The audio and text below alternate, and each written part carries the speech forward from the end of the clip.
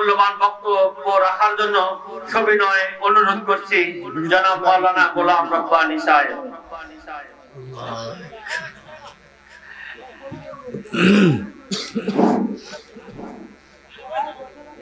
আসসালামু আলাইকুম ওয়া রাহমাতুল্লাহি ওয়া বারাকাতুহু।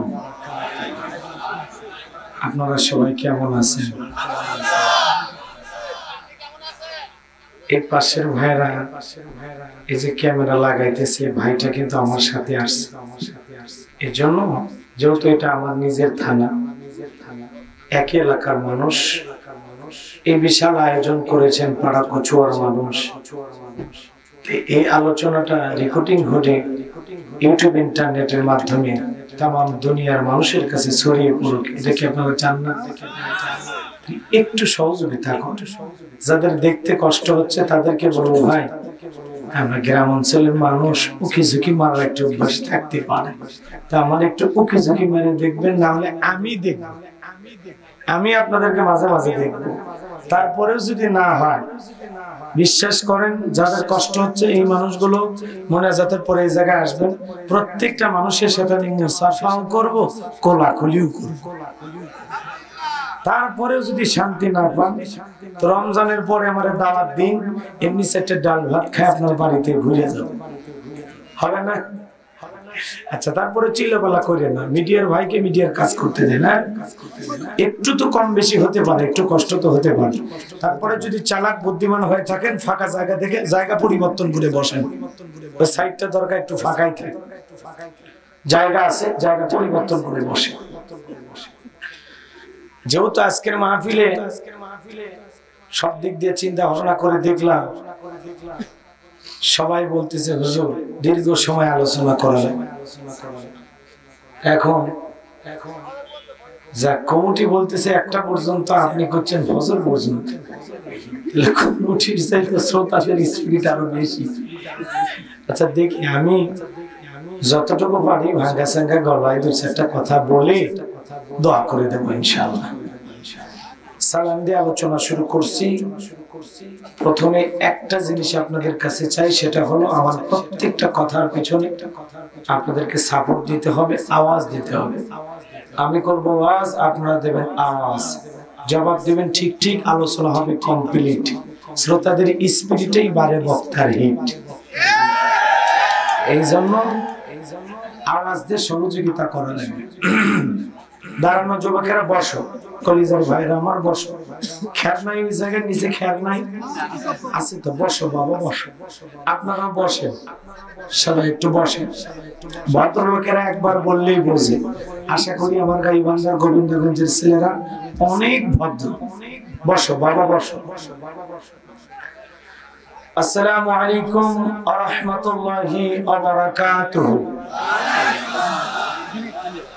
إن الحمد لله الأكرم الذي خلق الإنسان وكرمه وعلمه من البيان ما لم يعلم فسبحان الذي لا يحصى امتنانه باللسان ولا بالقلم نشهد أن لا إله إلا الله وحده لا شريك له ونشهد أن سيدنا وسندنا وحبيبنا ومولانا محمدا عبده ورسوله الذي أرسله بالحق بشيرا ونذيرا وداعيا إلى الله بإذنه وسراجا وقمرا منيرا فقد قال الله تعالى في كلامه المجيد وفي فرقانه الحميد شكل جوان سر محبت آواز دے پڑھوں اعوذ باللہ من الشیطان الرجیم بسم الله الرحمن الرحيم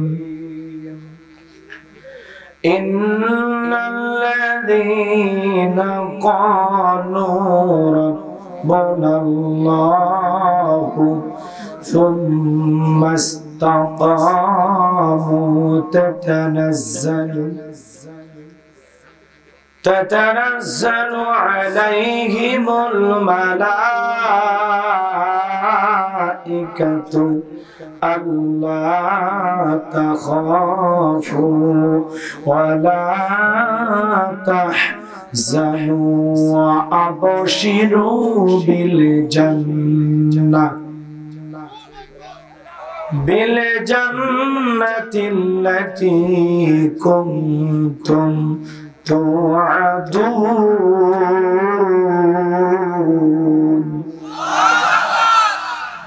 صدقت يا رب العالمين. وعن أبي هريرة رضي الله تعالى عنه قال قال رسول الله صلى الله عليه وسلم الدنيا سجن المؤمن وجنة الكافر رواه المسلم. وقال تعالى في شان حبيبي إن الله وملائكته يصلون على النبي يا أيها الذين آمنوا صلوا عليه وسلموا تسليما. شكل درود إبراهيم قلون اللهم صل على محمد وعلى آل محمد كما صليت على إبراهيم وعلى آل إبراهيم إنك حميد مجيد. اللهم بارك على محمد وعلى آل محمد كما باركت على إبراهيم وعلى آل إبراهيم إنك حميد مجيد. মুসিবত না পাই যদি মুসিবত না পাই যদি করুণা তোমার খবরে হাসরে কি হবে আমার খবরে হাসরে কি হবে আমার আসি গো ডুবে আমি পাপেরি সাগরে না জানি কি হবে ও পারে হাসরে তোমারি সুপারিশ বিনে তোমারি সুপারিশ বিনে কেমনে হবে পার খবরে হাসরে কি হবে আমার খবরে হাসরে কি হবে আমার। তুমি তো দিয়েছ দেখিয়ে আলোর পথ বলেছ সে পথে মিলবে রহমত কেন যে ভুল পথে আমি কেন যে ভুল পথে আমি করলাম জীবন পার খবরে হাসরে কি হবে আমার খবরে হাসরে কি হবে আমার লা ইলাহা ইল্লাল্লাহ জোরে লা ইলাহা ইল্লাল্লাহ লা ইলাহা ইল্লাল্লাহ। মাইকের আওয়াজটা স্পষ্ট করুন বক্তার কণ্ঠের চাইতে মাইকের আওয়াজ যেন মিষ্টি হয় তাহলে আওয়াজ ঠিক আছে একটু চেঞ্জ না করে কারণ মাইক যদি মনের মতো না হয় তাহলে ওয়াজ করবেন সাইদি সাহেবের মতো শোনা যাবে তোফাজ্জলের মতো। দুর্গা পূজা কালী পূজা যাত্রা গান কনসার্টের মাইকে কোনো ডিস্টার্ব হয় না মনে হয় শয়তান এসে নিজে সাউন্ড সিস্টেম ঠিক করে দেয় আর ওয়াজ মাহফিলের মাইকে শয়তান মনে হয় নিজে এসে চেপে ধরে আওয়াজ শুনে বুঝেন নাই। এই জন্য আমাদের এলাকায় একটা ঈদের মাঠ ছিল মাইক টন টন বাইরে বাজে, যে ওই ঈদগাহ মাঠে সেট করে মানে শেষ, আওয়াজই শেষ। এরকম কয় জিন পরি হচ্ছে, ওই জিন পরি আসছে, জিন পরি, জিনেদের কারণে এটি আওয়াজ হয় না। তো যাই হোক, রেকর্ডার ভাই একটু খালি সাউন্ড ঠিকঠাক করে দিয়া 3 হাত দূরে থেকে সুবহানাল্লাহ তাসবিহ করো, বেশি গুদ্দাগুদ্দি করো না, আরো সমস্যা হবে। একটু সবাই একটু জিকির করে লা ইলাহা ইল্লাল্লাহ, জোরে লা ইলাহা। এই যুবক, হাতে ইশারা দিছি বারবার, বুঝো না? বসো। আমার ইশারা তো বুঝবা না, বান্ধবীর ইশারা ঠিকই বুঝো। বসো, দুষ্টুমি করো না। লা ইলাহা ইল্লাল্লাহ, জোরে লা জোরে লা ইলাহা ইল্লাল্লাহ, জোরে লা। হ্যাঁ, মা বোনদের জায়গা নাকি কম হচ্ছে, মহিলা প্যানেলের জায়গা হচ্ছে না। আমি সব জায়গায় বলি মহিলাদের জায়গা একটু বেশি লাগে, ওদের ঘরেও জায়গা হয় না, বাহিরেও জায়গা হয় না। এই জন্য মা বোনদেরকে বলবো, আমি জানি গাইবান্ধা গোবিন্দগঞ্জের মা বোনেরা খুবই ভালো। আমার মা বোনদেরকে অনুরোধ করছি, বোন এক বোন আর এক বোনকে বসার জন্য জায়গার ব্যবস্থা করে দেন, কোরআনের মাহফিলে জায়গা ব্যবস্থা করে দেন। আল্লাহ যেন এই বরকতে আপনাদেরকে জান্নাতেও জায়গা করে দেন। জোরে কোন আমিন। একটু মহব্বতে কালেমা পড়েন, লা ইলাহা ইল্লাল্লাহ, জোরে লা ইলাহা ইল্লাল্লাহ, জোরে লা ইলাহা ইল্লাল্লাহ, লা ইলাহা। ফুলের বুকে থাকলে মধু, ভমর যেমন আসে, কোরআনের জ্ঞান থাকলে বুকে সবাই ভালোবাসে। লা ইলাহা ইল্লাল্লাহ, জোরে লা জোরে লা ইলাহা, জোরে লা ইলাহা, লা ইলাহা ইল্লাল্লাহু মুহাম্মাদুর রাসূলুল্লাহ। জবান ছেড়ে এক বাক্যে পড়ছি সাল্লাল্লাহু আলাইহি ওয়াসাল্লাম। উত্তরবঙ্গের ঐতিহ্যবাহী গাইবান্ধা জেলার গোবিন্দগঞ্জ থানার অন্তর্গত পাড়া কচুয়া জামে মসজিদের মুসল্লিগণের উদ্যোগে আজকের 35তম ঐতিহাসিক তাফসীরুল কোরআন মাহফিলের সম্মানিত সুযোগ্য অনারেবল প্রেসিডেন্ট, আপনাদের প্রিয় মানুষ, প্রাণের মানুষ, অত্র এলাকার গর্বিত মায়ের গর্বিত সন্তান আলহাজ ডাক্তার মোহাম্মদ আবুল কালাম আজাদ প্রধান সাহেব, আল্লাহ পাক তার গোলামকে হায়াতে তৈয়বা সিহতে কুলিয়া দান করুন, সকলে বলুন আমিন। আজকের প্রোগ্রামের প্রধান অতিথি বিশিষ্ট রাজনীতিবিদ, সমাজসেবক,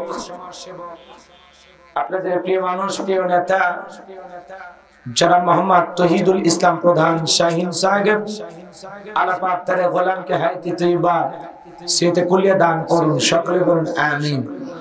আজকের প্রোগ্রামের অন্যান্য অতিথিবৃন্দ আলোচনাকে ধন্য করেছেন হযরত মাওলানা মোহাম্মদ মুজাহারুল ইসলাম সাহেব, আলোচনাকে ধন্য করেছেন হযরত মাওলানা মোহাম্মদ শামসুল আলম সাহেব। সকল আলোচকের আলোচনা আল্লাহ পাক দ্বীনের জন্য, ইসলামের জন্য, কোরআনের ময়দানের জন্য কবুল করুন, সকলে বলুন আমিন। মঞ্চ উপস্থিত সম্মানিত উলামায়ে কেরাম, আহ্বানে জনাব মোহাম্মদ শহীদুজ্জামান প্রধান শহীদ, সভাপতি পাড়া কচুয়া জামে মসজিদ, সহসভাপতি জনাব মোহাম্মদ শামসুজ্জামান প্রধান, আল্লাহ সবাইকে কবুল করুন। আমার সাথে বারবার মোবাইলে যোগাযোগ করেছেন মোহাম্মদ খায়রুল ইসলাম, আল্লাহ পাক তার গোলামের হায়াতে তৈয়বা সিহতে কুলিয়া দান করুন। 3টি বছর পর আপনাদের এলাকায় আসা আমার সৌভাগ্য হয়েছে। এর আগে আল্লাহ একটি ভাইরাস দিয়েছিল, এর কারণে প্রোগ্রামটা বন্ধ হয়েছিল। তারপরে কয়েকদিন আগে মুরব্বী আমার সাথে দেখা করতে গেছে, আমি বললাম বাবা যে টাকা দিয়েছেন ফেরত নিয়ে যান।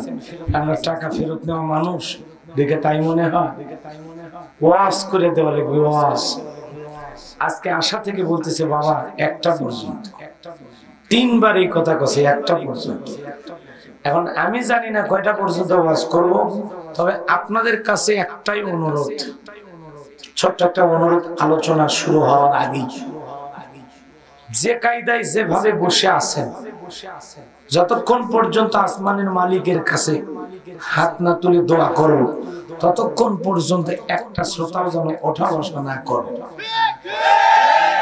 আর যদি ওঠার ইচ্ছা থাকে আমি 1 মিনিট চোখ বন্ধ করে থাকি, যারা যারা দেখবেন যে হুজুরকে খালি এক নজর দেখতে পাচ্ছি, দেখা যদি হয়ে থাকে আপনি চলে যান, আমি চোখ বন্ধ করে থাকি। কি শেষ পর্যন্ত থাকবেন তো ইনশাআল্লাহ। সামনে বসা পুত্রী সমতল্য মরবে বাবাজিরা, কলিজার টুকরা প্রাণ করে যুবক ভাইরা, ছোট্ট ছোট সোনামা নিকেরা, পর্দার আড়ালের সম্মানিত বলা সরলা আবেদা সালেহা মা ও বোনেরা, প্রশাসনের সম্মানিত পুলিশের ভাইরা, টিভির ভাইরা, জাতির বিবেক প্রিয় সাংবাদিক বন্ধুগণ, বিভিন্ন রাজনৈতিক দলের সম্মানিত নেতা কর্মী ভাইরা, সবাইকে আরেকটি বার সালাম দিচ্ছি। আশা করছি সকলে সালামের জবাব জোরে সোরে দেবেন। আসসালামু আলাইকুম ওয়া রাহমাতুল্লাহি ওয়া বারাকাতুহু। আমরা শুকরিয়া আদায় করতেছি সেই মহান মালিকের দরবারে, জাল্লা পাক সুবহানাহু ওয়া তাআলা অত্যন্ত দয়া করে, করুণা করে, মায়া করে, মহব্বত করে, ভালোবেসে পছন্দ করে অত্র এলাকা থেকে গনে গনে গণান্বিত করে, যাচাই বাছাই করে শুধুমাত্র কেবলমাত্র কোরআনুল কারীমের মহব্বতে আজকের মাহফিলে আসার বসার সুযোগ করে দিয়েছেন। সে মহান রবের দরবারে সিজদাবনত চিত্তে কালিমাত শুকর আদায় করে পড়ছি আলহামদুলিল্লাহ।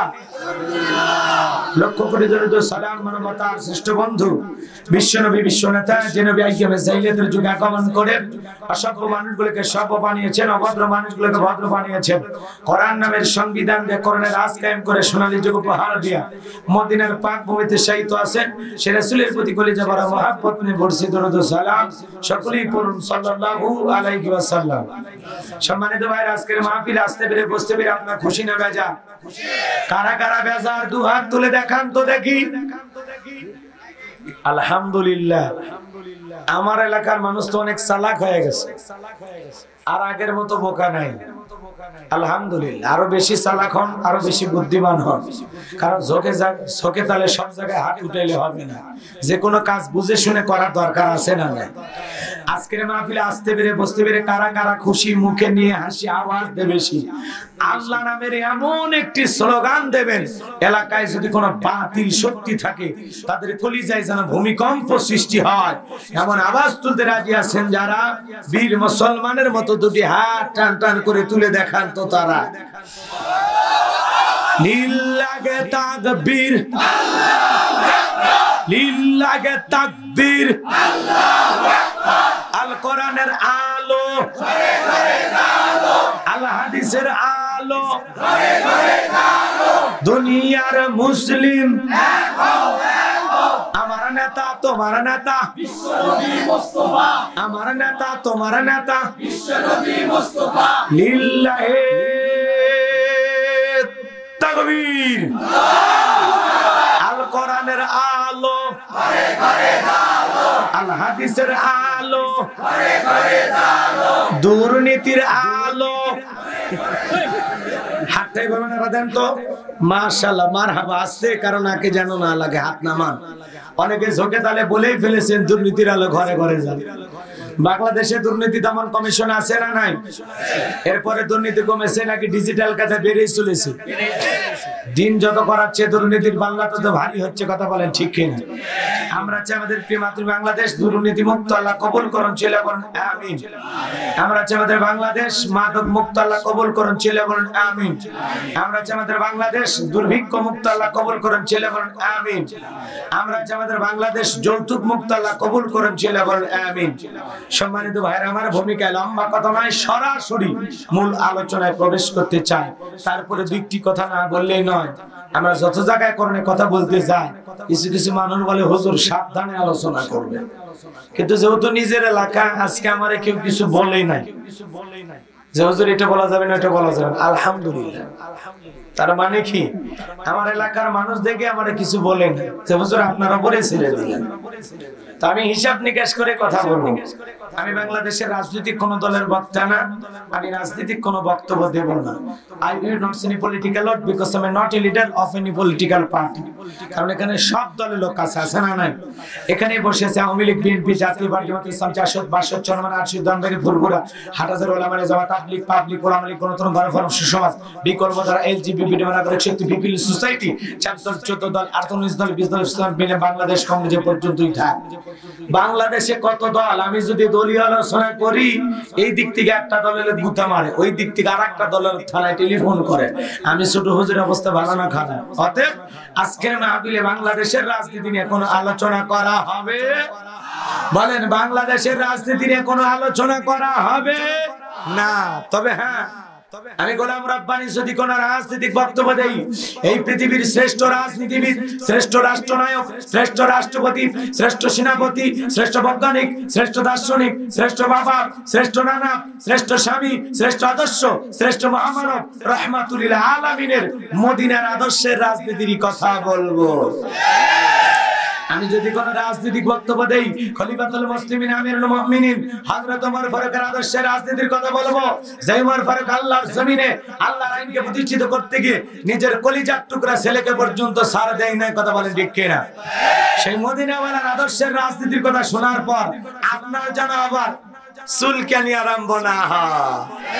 কারণ কোরআন হাদিসের হক কথা সবার পেটে হজম হয়। আপনারাই বলেন তো। ছোট্ট একটা কথা, এই ভাই কি সিল্লাবাল্লা করা হবে না? আচ্ছা একটু বসেন, আপনারা আস্তে আস্তে বসেন। আমার আবার এদিক ওদিক বোঝেন না, আওয়াজ দিলে একটু আলোচনা ডিস্টার্ব। ছোট্ট বাচ্চা অসুস্থ, বাবা ডাক্তারের কাছে নিয়ে গেছে। ডাক্তার সাহেব কিছু ট্যাবলেট দিয়েছে খাইতে, ছোট্ট বাচ্চা তিতে ঔষধ না খেয়ে ফেলায় দেয়। এরকম বাচ্চা কাচ্চা আমাদের ঘরেও আছে না? না। পরের দিন সকালবেলা আবার ডাক্তারের কাছে চলে গেছে। ডাক্তার ভাই, গতকালকে ট্যাবলেট দিয়েছিলেন তিতে, আমি ছেলের পিতা, বলেন না ছেলেরে কোন কায়দায় ওষুধ খাওয়া? বলে উপায় একটাই আছে, গোবিন্দাগঞ্জের বনফুল হোটেল থেকে মিষ্টি কিনেন, মিষ্টি কিনে মিষ্টি একটু ফাঁক করেন, ফাঁক করে ভিতরে ট্যাবলেট ঢুকে দেন, দিয়ে ছেলের সামনে মিষ্টি খাইতে দেন। আশা করা যায় মিষ্টিও খাওয়া হবে, ট্যাবলেটও ভিতরে চলে যাবে। ডাক্তারের এমন কৌশল বাবার কাছে চমৎকার মনে হলো। বাবা তাই আমল করলেন, মিষ্টির ভিতরে ট্যাবলেট ঢুকে দিয়া ছেলের সামনে প্লেটে বা ফ্রিজে খাইতে দিয়েছে। বাজান তুমি মিষ্টি খাও, আমি তোমার জন্য 1 গ্লাস পানি নিয়ে আসি। বাবা পানি নিয়ে এসে দেখে প্লেটের মিষ্টি খাওয়া শেষ। মনে মনে কয়েকবার সুবহানাল্লাহ আলহামদুলিল্লাহ পরে জিজ্ঞাসা করে, বাজান মিষ্টি খাইছো? ছেলে উত্তর করে বলে, হ্যাঁ আব্বা মিষ্টি খাইছি ঠিকই, কিন্তু মিষ্টির ভিতরে যে বিসি ছিল ওইটা খাই নাই।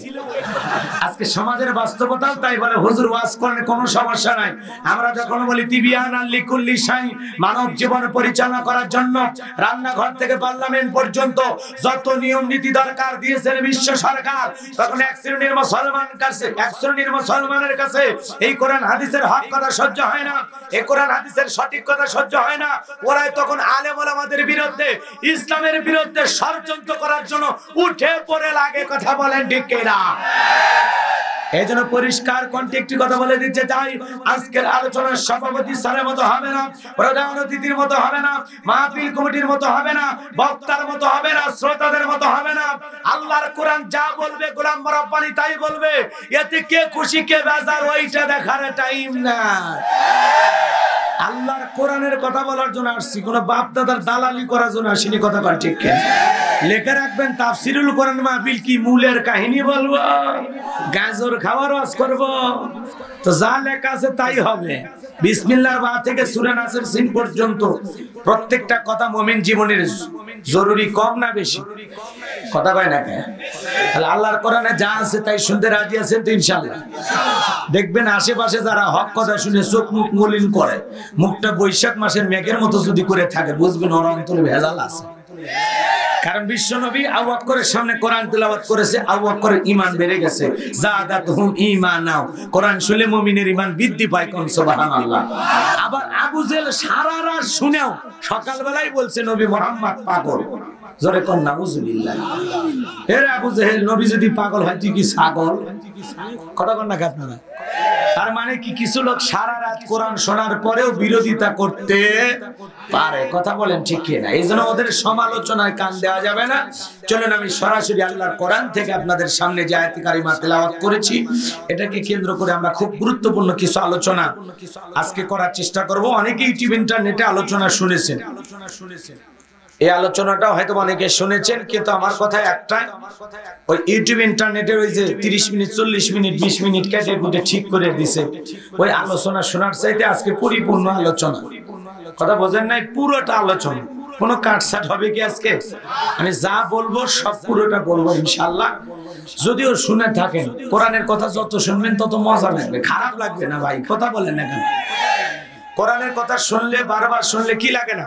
খারাপ লাগে না। আদম আলাইহিস সালামের ওয়াজ বাংলাদেশের কোন বক্তা করেন? এরপরেও যদি কালকে পাশে মাহফিল হয়, হুজুর যদি শুরুতে আদম আলাইহিস সালামের ঘটনা বলে, আপনারা কি প্যান্ডেল ফাঁকা করে যাবেন? তাও মজা লাগবে। কারণ কোরআনের ভিতরে আল্লাহ যত কাহিনী, যত ঘটনা, যত বক্তব্য দিয়েছেন, কিয়ামত পর্যন্ত শোনার পরেও আকর্ষণ কমবে না। বলুন সুবহানাল্লাহ। আকর্ষণ কমবে তার অন্তরে মরিচা ধরেছে যা। যদি ভালো না লাগে, মজা না, বুঝবেন শয়তান ঘাড়ে চাপছে আপনারে এখান থেকে ফুসলায় ফাসলাইয়া চুরিপট্টির দিকে নিয়ে যাবে। বিয়ে করেনি, তারপরে কাঁকড়া নাড়াচাড়া করে। কথা কয় না কে? দোকানদার করছে, ভাই আপনি কি চুরি ফিতে কাঁকড়া টাকড়া কিছু কিনবেন? কয় না। বিয়ে করছেন? কয় না। তো কাঁকড়া নাড়তেছেন?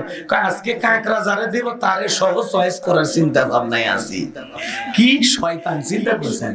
আপনাদের এলাকা অবশ্যই এরকম দোকানপাট হয় না। না না, এলাকার মানুষ ভালো, আমি জানি।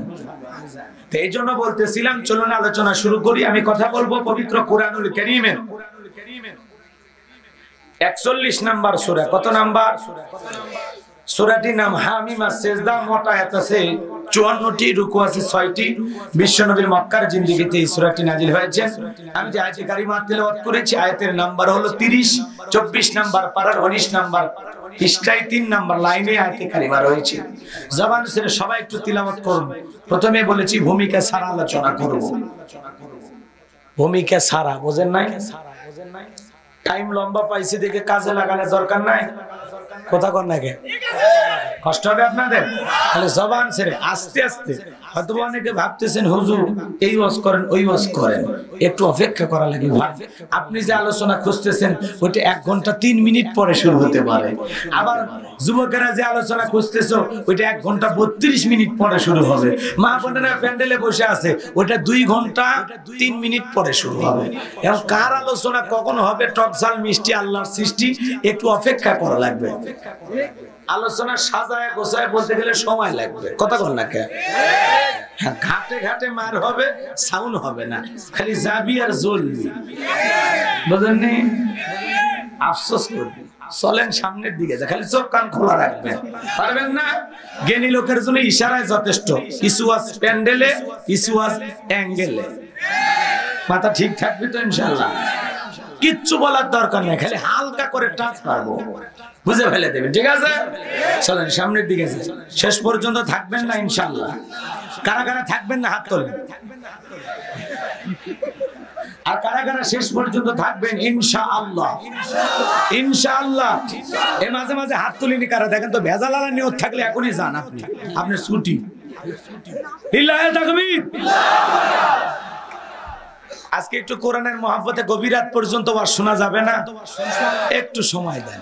জবান ছেড়ে সবাই পড়ুন, আউযু বিল্লাহি মিনাশ শাইতানির রাজিম, বিসমিল্লাহির রাহমানির রাহিম। বিতাড়িত মুর্দার শয়তানের কাছ থেকে আল্লাহ পাকের কাছে আশ্রয় প্রার্থনা চাচ্ছি। পরম কোন অসীম দয়ালু আল্লাহর নামে শুরু করছি। আমরা যে কোনো কাজ শুরু করব কার নামে? জোরে বলেন। আল্লাহর নামে কাজ শুরু করলে কত বরকত জানেন? একজন ইহুদির মেয়ে মুসলমান হয়েছে। একজন ইহুদির মেয়ে মুসলমান। গল্প, এটা গল্প, এটা তাফসীর না, 2 মিনিট। ওই ইহুদির মেয়েটা মুসলমান হয়েছে, বাবাও টের পাইছে, মায়ে টের পাইছে। মেয়েটা উঠতে বলছে বিসমিল্লাহ ছাড়া কিছুই বোঝে না। সুবহানাল্লাহ বলে। আল্লাহর একজন ওই সময়ের বড় আলেম ছিল, সে আলেমের একটা মজলিসে যায় মেয়েটা যখন বুঝতে পারছে ইসলাম ধর্ম সত্য ধর্ম, ইসলাম ধর্ম আল্লাহর মনোনীত ধর্ম, ইন্নাদ দীনা ইনদাল্লাহিল ইসলাম, নিঃসন্দেহে আল্লাহর কাছে কেবলমাত্র শুধুমাত্র একটি ধর্মই মনোনীত, তার নাম ইসলাম। মেয়েটা যখন বুঝতে পেরেছে তখন আর মেয়েটা দেরি করেনি। বাবা মা ইহুদি, কিন্তু মেয়েটা আলেম ওলামার ওয়াজ শুনে, বয়ান শুনে কালেমা পড়ে মুসলমান হয়েছে। বলুন সুবহানাল্লাহ। মেয়েটা যখন উঠতে বসতে বিসমিল্লাহ পড়ে, হঠাৎ করে একদিন তার মা জিজ্ঞাসা করে, মেয়ে তোর জবান দ্বারা কি শুনলাম? মেয়েটা ডেকে বলে, মা আমি মুসলমান হয়ে গেছি, মিথ্যা কথা বলতে পারবো না। মুসলমান হয় যারা মিথ্যা কথা বলতে পারে না তারা বলুন সুবহানাল্লাহ। ও মা, আমি কালেমার মালা গলায় পড়েছি। মহিলা ডেকে বলে, মেয়ের সর্বনাশ, তুই আমাদের একমাত্র আশা, তুই আমাদের একমাত্র ভরসা, এমন সর্বনাশা কথা বলিস না। আবার বাপ দাদা ধর্মে ফিরে আয়। মেয়েটা বলে, আমার পক্ষে সম্ভব নয়। বাবা বুঝাইলো, মায়ে বুঝাইলো, কিন্তু মেয়েটার একটাই জবাব, আমি ইসলাম ধর্ম ত্যাগ করতে পারবো। সুবহানাল্লাহ বলবেন না? আমার ভাইয়েরা, এইবার ইহুদি তার মন্ত্রীর বিশেষ একজন লোক ছিল ইহুদি। ওই সময় ওই মন্ত্রীর সিলমারা আংটি ওই লোকটার হেফাজতে থাকতো। আর এই সিলমারা আংটি যদি কারো কাছ থেকে হারিয়ে যায় তাহলে বাদশা নিঃসন্দেহে তাকে শুলিতে চড়াবে, ফাঁসি দিয়ে মারবে। এই জন্য সে পরিকল্পনা করে বাদশা একদিন ওই আংটি ওর হাতে দিয়েছে, যে আংটিটা সংরক্ষণ করো, যখন চাইবো আপনি নিয়ে আসবেন। ওই আংটি আবার এই কায়দা করে মেয়েরে দিয়েছে যে মা তুমি আংটিটা সংরক্ষণ করো। মেয়েটা বিসমিল্লাহির রহমানির রহিম বলে জামার পকেটে রেখে দিয়েছে। বাবা দেখছে। রাতের বেলায় মেয়েটা যখন ঘুমাইছে, বাবা সুকৌশলে মেয়ের জামার পকেট থেকে ওই আংটিটা নিয়ে যায় বাড়ির পাশে নদী ছিল ফেলাইয়া দিয়েছে। কথা বোঝেন না মনে হয়? তার ষড়যন্ত্র, এই আংটি হারানোর অপরাধে মেয়েটাকে শুলিতে চড়াবে, ফাঁসি দিয়ে মারবে। খামাখা মুসলমান হয়েছে এই কথা প্রচার হইয়া আমার আর মান সম্মান নষ্ট হবে না, আমার কোনো টেনশনও করা লাগবে না। এই ষড়যন্ত্র মেয়েটার জন্য করেছেন শুধুমাত্র কালেমা পড়ার কারণে। এখন আংটিটা তো নদীর ভিতরে ফেলে দিল। কি শোনার ইচ্ছা আছে নাকি রাগ করতেছেন আপনারা? বিসমিল্লাহর ফজিলতটা কি এটা আমি আপনাদেরকে বুঝাবো। টিউবওয়েলে চাপ দিলেন আর ভ্যা ভ্যা করে খালি 3 গ্লাস মেরে দিলেন, একবার আল্লাহর নাম নিলেন না, কপাল পড়া। ওই পানিটা যদি হিমালয় পর্বত থেকে 1 মাসে যেই পরিমাণে পানি ব্যবহার করেন, খাওয়া দাওয়া গরু ছাগল মানুষ সহ গোসল টোসল যা আছে, যদি হিমালয় পর্বত থেকে কিনে কিনে ব্যবহার করা লাগতো তাহলে বুঝতে পারতেন এই পানিটা আল্লাহর কত বড় একটা নিয়ামত। বলেন সুবহানাল্লাহ। এজন্য একটু আল্লাহর নাম নিয়ে যে কোনো জিনিস খাই। কার নাম নিয়ে? ওই চাচার মতো হয় না। চাচা পেশাবখানা যা দোয়া পড়তেছে, কয় বিসমিল্লাহি ওয়ালা বারাকাতিল্লাহ। আমি চাচাই তো খানা খাওয়ার দোয়া করছে। বাবা কোন দোয়া কোন জায়গা, তোমার মাথা কাজ করে না, আছে না? নাই, এরকম করা হবে না। চলেন আমরা আলোচনা শুরু করি। কষ্ট হচ্ছে আপনাদের? বিরক্ত লাগতেছে? চলেন আমার ভাইয়ের, আমার আল্লাহ রাব্বুল আলামিন বলেন, ইন্নাল্লাযীনা ক্বালু রাব্বুনাল্লাহ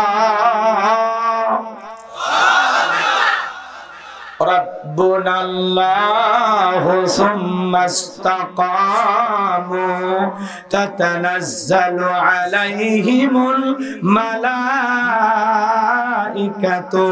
আল্লা তাখাফু ওয়া লা তাহজানু ওয়া আবশিরু বিল জান্নাতিল্লাতী কুনতুম তুআদুন। আমার আল্লাহ রাব্বুল আলামিন বলেন, ইন্নাল্লাযীনা ক্বালু রাব্বুনাল্লাহ, নিশ্চয়ই যারা বলে আমি তাদের রব, আমাদের রব কে? আসমানের দিকে একটা আঙ্গুল খাড়া করে সাক্ষী দিয়ে বলেন তো আমাদের রব কে? সবাই হাত তোলেন। মুসলমান যদি হয়ে থাকেন আসমানের দিকে হাত তুলে বলেন, আমার আল্লাহ বলেন ইন্নাল্লাযীনা ক্বালু রাব্বুনাল্লাহ, নিশ্চয়ই যারা বলে আমি তাদের রব। আসমানের দিকে আঙ্গুল ইশারা করে সাক্ষী দিয়ে বলেন তো আমাদের রব কে? জোরে ডাক দিয়ে বলেন তো আমাদের রব কে? আরেকটু জোরে ডাক দিয়ে বলেন আমাদের রব কে? আরেকবার কলিজার সবটুকু আবেগ ভালোবাসা উজাড় করে ডাক দিয়ে বলেন আল্লাহ। আরো জোরে বলেন আল্লাহ।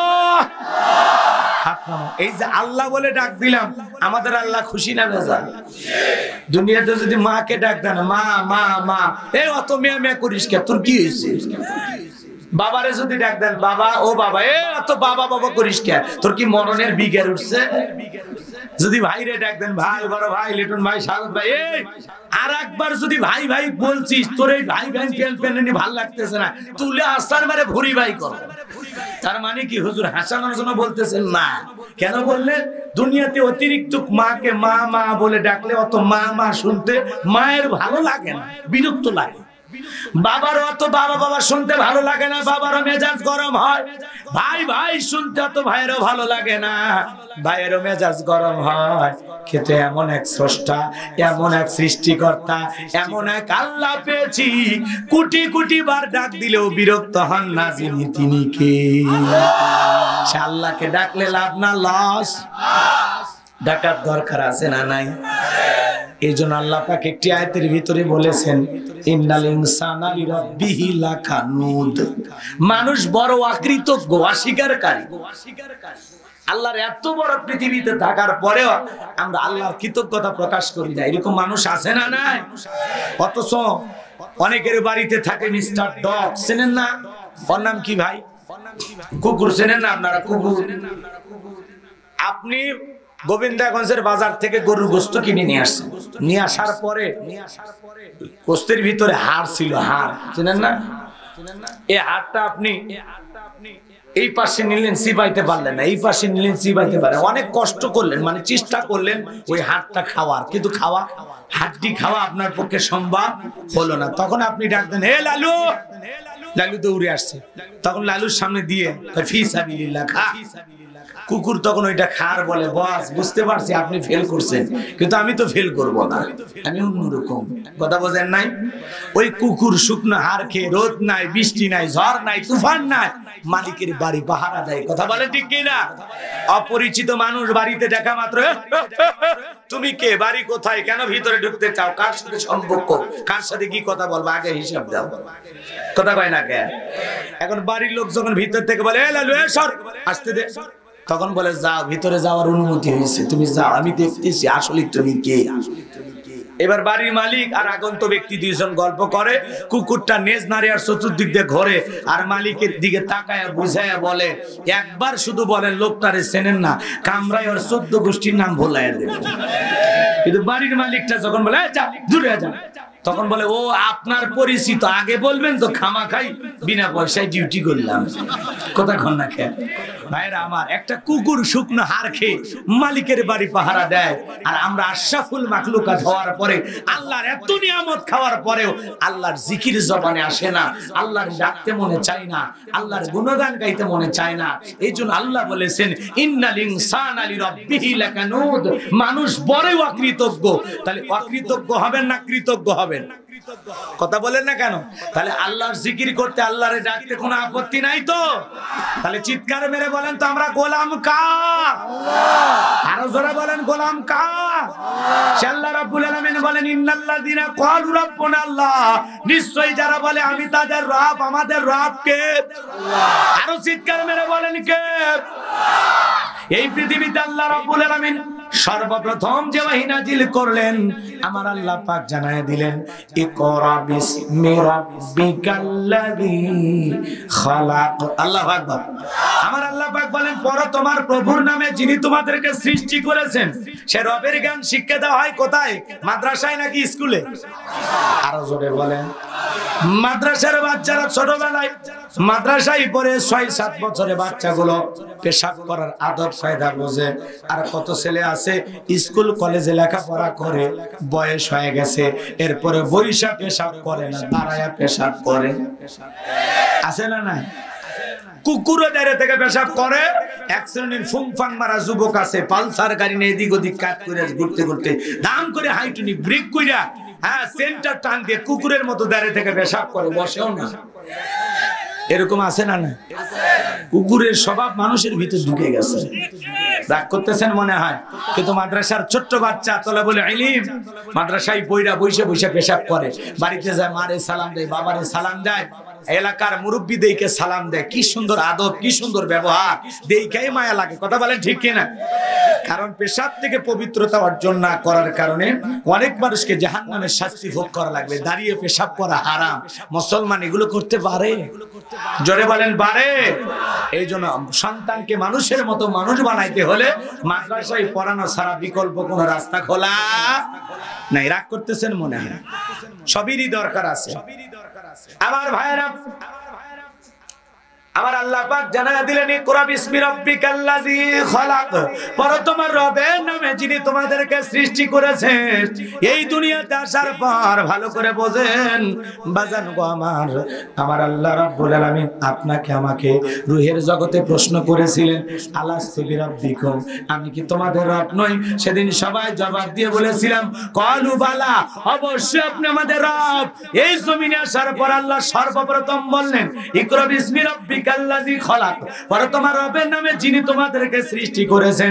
এরপরে জীবনের পরতে পরতে যেই সূরাটি না পড়লে আমাদের নামাজ হয় না, সূরাতুল ফাতিহার 1 নাম্বার আয়াত জবান ছেড়ে সবাই একটু বলেন আলহামদুলিল্লাহি রাব্বিল আলামিন। সমস্ত প্রশংসা, যাবতীয় প্রশংসার একমাত্র মালিক তিনি, সৃষ্টিকুলের রব, আমাদের প্রতিপালক, আমাদের আল্লাহ যিনি। বলেন আল্লাহু আকবার। এই আয়াতের ভিতরে রব শব্দ আছে না নাই? এরপরে আপনি আমি যখন রুকুতে গেলাম কি তাসবিহ পড়ি? রুকুর তাসবিহ কি বলেন? সুবহান রাব্বিয়াল আযীম, সুবহান রাব্বিয়াল আযীম। রব শব্দ আছে না নাই? রুকুতে দাঁড়ানোর সময় কি বলি? সামি আল্লাহু লিমান হামিদা। এরপরে কি বলি? রব্বানা লাকাল হামদ। রব শব্দ আছে না না? এরপরে আপনি আমি যখন মাথাটা নত করে আল্লাহকে সিজদা দেওয়ার জন্য মাথাটা নিচু করি তখন কি বলি? সিজদার তাসবিহটা কি? সুবহান রাব্বিয়াল আ'লা, সুবহান রাব্বিয়াল আ'লা। কথা কয় না কেন? পড়েন না? পড়েন না? কিছু কিছু চাচা খালি যায় ফুসফুস করে, সুবহানাল্লাহ কয় না, 6 মিনিট তল কয়, চাচাই ভালো বলে। খালি ফুসফুস করলে হবে না, ক্লিয়ার করে বলা লাগবে সুবহান রাব্বিয়াল আ'লা, সুবহান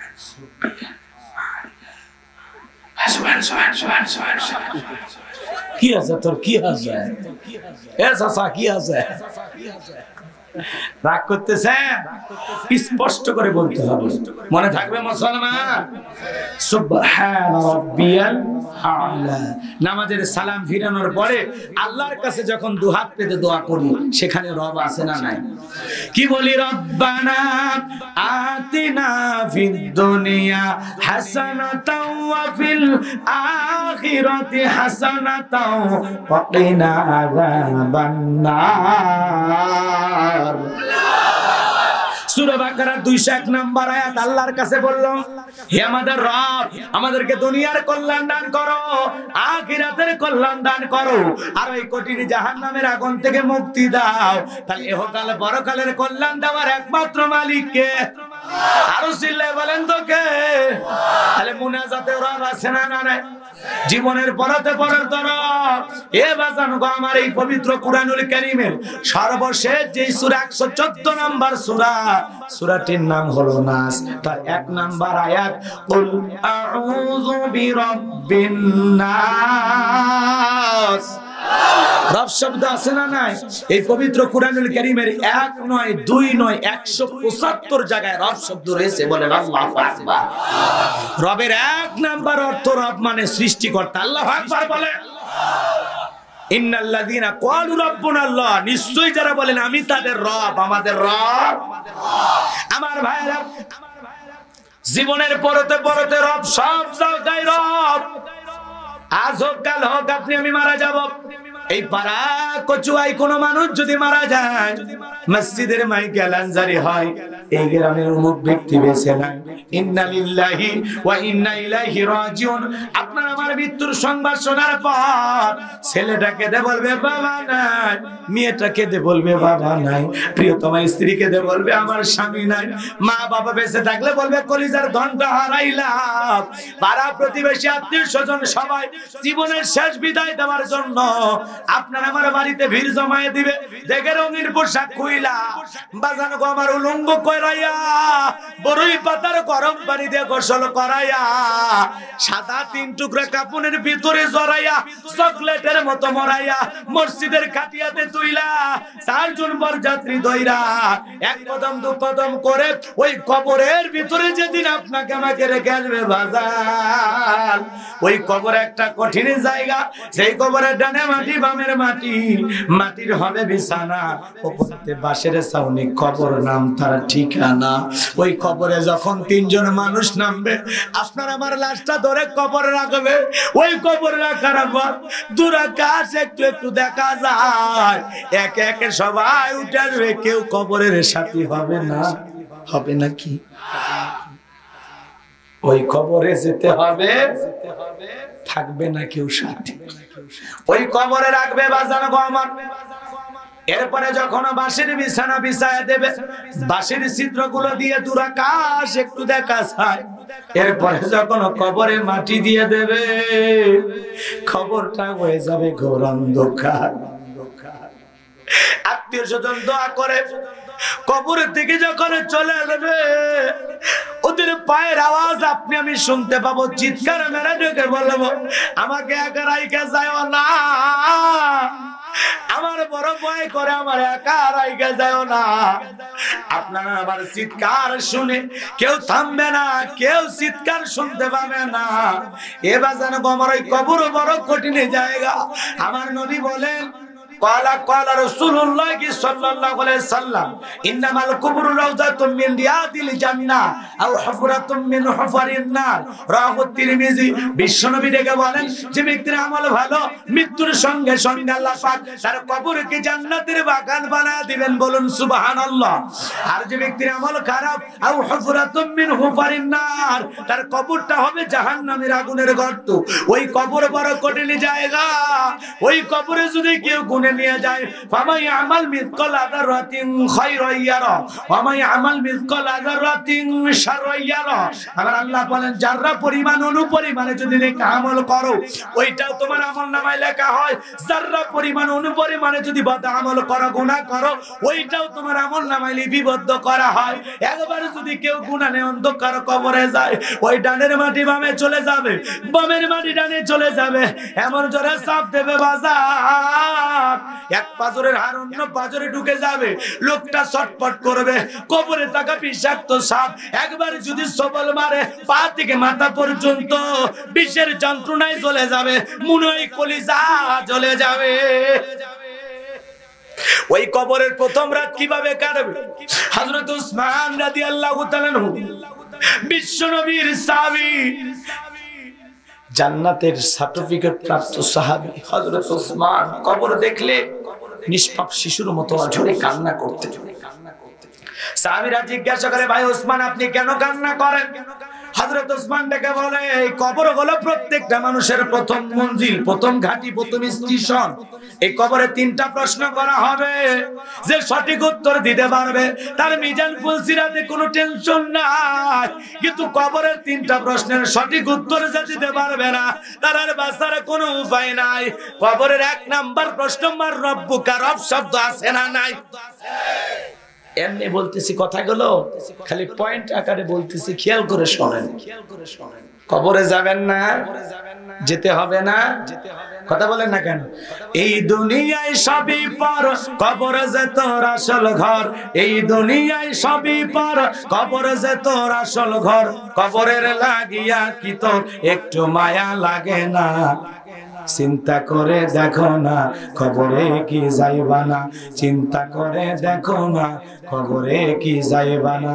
আজান কানে শুনিয়া কেমনে থাকো বসিয়া, আজান কানে শুনিয়া কেমনে থাকো ঘুমাইয়া, নামাজের লাগিয়া কি তোর একটু মায়া লাগে না, চিন্তা করে দেখো না কবরে কি যাইবা না। যেই কবরে আল্লাহ ছাড়া বন্ধু কেহ হবে না, চিন্তা করে দেখো না কবরে কি যাইবা না। দিলে বড় অহংকার সেনো নায়াজ খোদার ঘর, দিলে বড় অহংকার সেনো নায়াজ খোদার ঘর, নামাজের লাগিয়া কি তোর একটু মায়া লাগে না, চিন্তা করে দেখো না কবরে কি যাইবা না। যেই কবরে আল্লাহ ছাড়া বন্ধু কেহ হবে না, যেই কবরে আল্লাহ ছাড়া বন্ধু কেহ থাকবে না, চিন্তা করে দেখো না কবরে কি যাইবা না, চিন্তা করে দেখো না তুমি কি একদিন মরবা না। আল্লাহ রাসূল বলেছেন যে ব্যক্তি কবরে চলে গেল তার চাইতে অসহায় আল্লাহর জমিনে আর কেউ না। বিশাল সমুদ্রের ভিতরে উথাল পাতাল ঢেউ, ওই সমুদ্রের ভিতরে যদি আপনি একা থাকেন সময়টা ভালো কাটবে, ভয় লাগবে না। কবরকে দেখে ভয় করতে হবে, কবরের ভয় আপনার আমার দিলের ভিতরে পয়দা করতে হবে। একা একা কিভাবে থাকবো, কিভাবে থাকবো। এই জন্য নেক আমল করে গেলে কবরেও শান্তি, পরকালেও শান্তি, মুক্তি পেয়ে হব জান্নাতি। কথা বলেন ঠিক? কিন্তু আমল সারা কবর আপনার সাথে ভালো ব্যবহার করবে। যার আমল ভালো কবর তার সাথে ভালো ব্যবহার করবে, যার আমল খারাপ ওরে বাপ রে বাপ শাস্তি কত প্রকার কি মজা টের পাবেন। আল্লাহ আমাদের কবরের আযাব থেকে মুক্তি দান করুন ছিল এখন আমি। তাহলে কবরের এক নাম্বার প্রশ্ন, মার রব্বুকা, রব শব্দ আছে না নাই? এই দুনিয়াতে যারা রবের গোলামি করেছে, কোরআন সুন্নাহ মোতাবেক জীবন পরিচালনা করেছে, এক আল্লাহর ইবাদত করে সময় কাটিয়েছে, যারা মুত্তাকি বান্দা, ঈমানদার বান্দা, মুমিন বান্দা, মুহসিন বান্দা, তারা মৃত্যুর পরে ফেরেশতারা যখন প্রশ্ন করবে মার রব্বুকা, ওই নেককার মুত্তাকিদের জবান দিয়ে বের হবে রব্বি আল্লাহ, রব্বি আল্লাহ, রব্বি আল্লাহ, আমার রব, আমার আল্লাহ, আমার রব, আমার আল্লাহ। আল্লাহু আকবার বলেন। আর যারা গুনাহগার নাফরমান বেঈমান ফেল ফেল করে তাকায় থাকবে, হায় হাতালা তুমি কি বলো, আমি তো কিছুই বুঝতে পারতেছি না। তুমি বুঝতে পারবা না, জাহান্নামে নিয়ে যা দোলাই দিলে বুঝতে পারবা। বলে ভাই কথা কয় না কে? জাহান্নামে যেতে চান কে? হাত তোলেন তো। পাঠ করতেছেন? তাহলে ওই কবরে যাওয়ার আগে নেক আমল করার দরকার আছে না নাই? এইবার চলেন আস্তে আস্তে সামনের দিকে যাই। মনে হয় বিরক্ত হইতেছেন আপনারা নাকি বলেন? খারাপ লাগতেছে আলোচনা? লিল্লাহি তাকবীর। অনেকে আওয়াজ দেয় না যে কি ব্যাপার, কবরের ভিতরে এখনই ঢুকে গেছেন নাকি? আমল কইরা ঢোকেন। লিল্লাহি তাকবীর। আমার ভাইরা খেয়াল করে কথাগুলো শুনবেন, তাহলে জীবনের সব জায়গায় রব। কবরের এক নাম্বার প্রশ্ন, মার রব্বুকা, এখানে রব শব্দ আছে না নাই? যারা দুনিয়াতে শয়তানের দেখানো পথ মত গ্রহণ করেছে, বাঁকা পথে চলেছে, হালাল হারাম মানে নাই, দুনিয়াতে যা খুশি তাই করেছে, নো চিন্তা ডুবুতে এটা মনে করে যারা দুনিয়াতে চলাফেরা করেছে, ওদের অবস্থা বড় খারাপ। এই জন্য বাজানো গরমাত আল্লাহর ভয় নিয়ে নেক কাম করে আমরা কবরে যাওয়ার চেষ্টা করব। আল্লাহ যেন আমাদের সবাইকে নেক আমল করে 5 ওয়াক্ত সালাত আদায় করে কবরে যাওয়ার তৌফিক দান করেন। জোরে বলেন আমিন।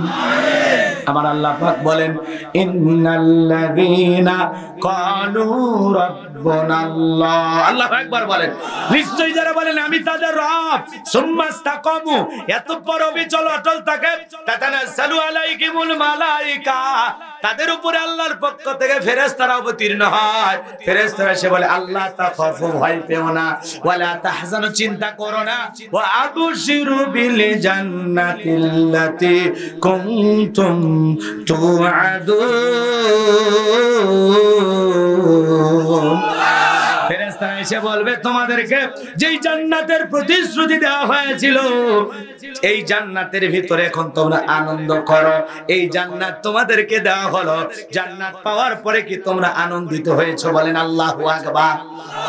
আল্লাহ পাক ফেরেশতা পাঠাবে 3 সময়। জোরে বলেন কয় সময়? ফেরেশতারা পাঠাবে কয় সময়? কয় সময়? আল্লাহ যে 3 সময় ফেরেশতা পাঠায়, কোন কোন সময় জানা আছে? জানা আছে? জানতে মনে চা? শুনবেন না বাড়ি যাবেন? কারা কারা শুনবেন একটু দুই হাত তোলেন তো, লিল্লাহি তাকবীর। হাত নামান বাজান গো আমার আল্লাহ পাক বলেন ইন্নাল্লাযিনা ক্বালু রাব্বুনা আল্লাহ, নিশ্চয়ই যারা বলে আমি তাদের রব, একমাত্র আমাদের রব কে? আর জোরে বলেন কে? আল্লাহ আমার রব, এই রবই আমার সব। যারা মুমিন মুত্তাকি তাদের অন্তরে রবের ভয়, আর যারা সন্ত্রাসী সাদাবাজ তাদের দিলের ভিতরে র‍্যাবের ভয়। র‍্যাবকে ভয় করবেন না রবকে ভয় করবেন?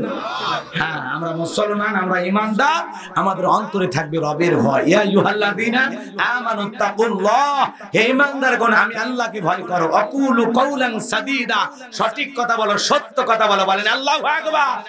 তাহলে ঈমানদার আল্লাহকে ভয় করবে, সত্য কথা বলবে। এইবার খেয়াল করেন, এই দুনিয়াতে কিছু ঘটনা ঘটে, যে ঘটনার সাথে আপনাদেরকে একটু পরিচয় করে দিলে আলোচনাটা বুঝতে আরো সহজ হবে।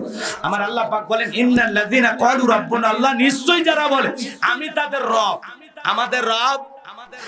কিন্তু এই পৃথিবীর ভূখণ্ডে আল্লাহ যখন মানুষকে জিরো থেকে হিরো বানায়, একটু ক্ষমতা, একটু পাওয়ার, রাজত্ব পাইলে নিজেকে রব বলে দাবি করেছিল, আনা রাব্বুকুম আলা, আমি বড় প্রভু, আমি বড় খোদা।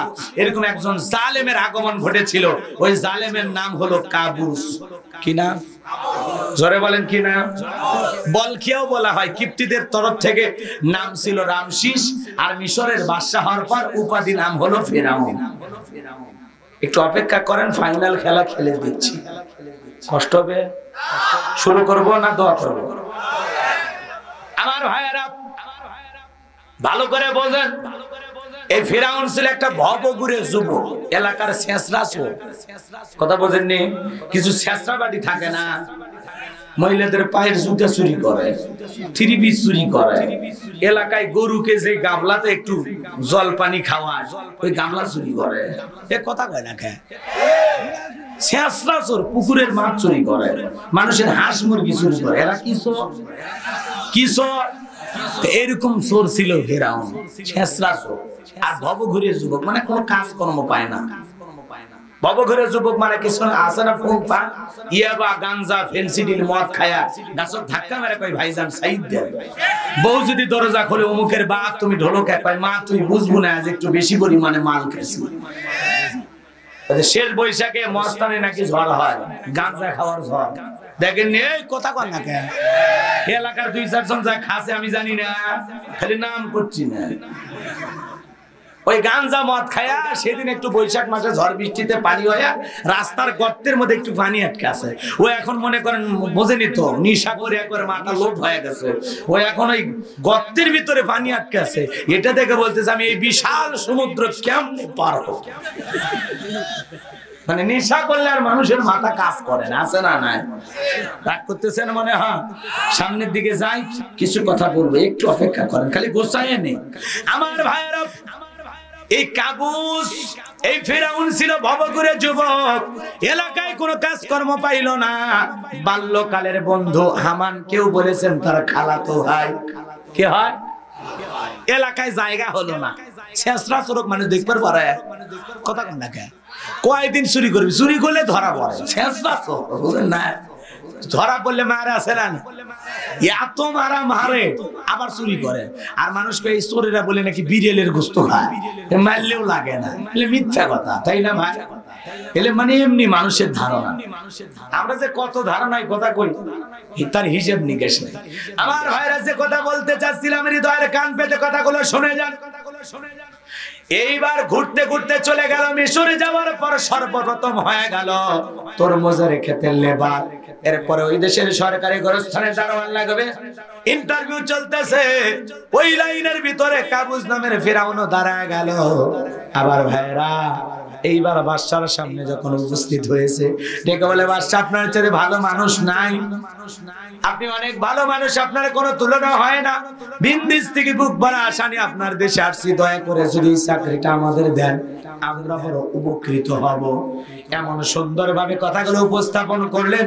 কথায় আছে দুষ্ট লোকের মিষ্টি কথা, দুষ্ট লোকের মিষ্টি কথা শুনে বাচ্চার ভালো লেগে গেল। বলে ঠিক আছে যাও, এই গোরস্থানের দারোয়ানের চাকরি আমি তোমারই দিলাম। এইবার এবার দুইজন মিলে গোরস্থানে দারোয়ানের চাকরি পাইলো। ফেরাউন চিন্তা করে মাসে মাসে বেতন পাইবো, ঠিক আছে, কিন্তু এই টাকা দিয়ে তো আমাদের দিনকাল চলবে না, বড় হওয়া যাবে না। তখন বললো, শোনো, তোমরা যারা এই গোরস্থানে লাশ দাফন করবা, লাশ প্রতি আমার একটা করে দিরহাম দেওয়া লাগবে, না হলে আমি লাশ দাফন করতে দেব না। জনগণ চিন্তা করে একটা দিরহামের জন্য বাদশার দরবারে বিচার সালিশ নিয়ে যাব, লাশ পয়সা করলে শেষ হয়ে যাবে, অতএব একটা টাকা যদি ভাই এই ছেলেটাই পায়। এই কথা চিন্তা করে জনগণ একটা করে দিরহাম দেওয়া শুরু করলো। আল্লাহর খেলা বোঝা বড় দায়। আল্লাহ পাক ওই সময় একটা ভাইরাস দিল, ওই ভাইরাসের নাম হলো ডায়রিয়া, কলেরা। হাজার হাজার মানুষ মারা যায়। তখন তো এত হাসপাতাল ছিল না, ডাক্তার ছিল না, কথা কয় না কেন? আমাদের সমাজে আল্লাহ একটা ভাইরাস দিয়েছে, এর নাম কি? করোনা। ধরো না, শুইও না, বলো না কথা, এর নাম বলে করোনা। স্বামী স্ত্রীর সাথে ঘুমাইলো না, করোনা ঠেলায়, কথা কয় না কে? হ্যাঁ, ওই সময়গুলো খুব কঠিন কেটেছে। আমি বাইরে থেকে ওয়াজ করে গেলে আমার বাড়ি এলে কোচাকে ভালো করে ফ্রেশ হন, তারপরে ঘরে আসেন। তাহলে আপনাদের ঘরে আরো কি হয়েছে আল্লাহ জানে, কথা কয় না কে? কি ভয়!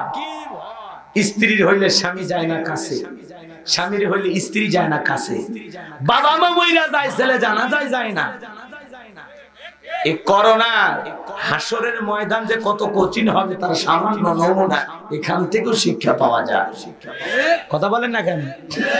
বাবা হাসপাতালে মরে আছে, ছেলে বাবার লাশটা রিসিভ করতেও যায়নি, বাবার কবর হয়েছে কিনা, জানাজা হয়েছে কিনা খবরও নেয়নি। এই মায়া মমতা, এই ভালোবাসার দাম আছে। আপনি মনে করতেছেন আপনি পরিবারের অনেক কিছু, আপনি থাকলেও যা, না থাকলেও তাই। আপনি মরে গেলেও আপনার সংসার আগের গতিতে চলবে। আমরাই মনে করতেছি আমাদের অনেক দাম, আমাদের কদর কিছুই না, এমনি নিজেরাই ভাবতেছি। আল্লাহ আমাদের বোঝার তৌফিক দান করুক, জোরে বলেন আমিন। আপনার জন্য এই দুনিয়ার কোনো কাজ থেমে থাকবে না। আপনি চলে গেলেও কাজ চলবে, আপনি থাকলেও কাজ চলবে। কে বলেছে আপনাকে ছাড়া আপনার অফিস চলবে না, ব্যবসা প্রতিষ্ঠান চলবে না? মইরা দেখেন ছেলেরা মারামারি লাগবে, কথা কয়েন নাকি আপনারা? রাগ করতেছেন মনে হয়। কি কথা বলতেছিলাম ভুলে গেছেন। এইবার গোরস্থানে দারোয়ান হওয়ার পরে বলেন এই কবরস্থানে ব্যবসা নাই, এই ঢাকা বানানি কবরস্থান, তারপরে আরো বেশ কয়েকটা কবরস্থান আছে না, এগুলোতে টাকা যদি মাসে মাসে দেওয়া হয় তাহলে আপনার মা বাবার কবর ঠিক থাকবে। আর যদি টাকা 2-4 বা 6 মাসে না দেন, পরে যা দেখবেন মায়ের কবর আর খুঁজে পাবেন না, সমান করে ফেলে দেবে। কবর নিয়ে এখনো বাণিজ্য আছে, আছে না নাই? কবর নিয়ে এখনো বাণিজ্য আছে। আমার ভাইয়েরা হৃদয়ের কান পেতে কথাগুলো শুনে যান। এই কবর নিয়ে বাণিজ্য প্রথম করেছিল ফিরাউন, কথা কন নাকি? আর হামান, এই দুইজন মিলে তারা বলতেছে, শোনো, এই গোরস্থানে লাশ দাফন করতে গেলে একটা করে দিরহাম দেওয়া লাগবে। জনগণ বেকায়দায় পরে দিতে রাজি হয়ে গেল। আল্লাহ ডায়রিয়া, কলেরা যখন দিয়েছে, হাজার হাজার মানুষ মারা যায়, গোরস্থানে লাশ দাফন হয়। লাশ দাফন করতে করতে এত টাকার মালিক হয়ে গেছে, অল্প সময়ের ব্যবধানে টাকা রাখার আর কোনো জায়গায় নাই।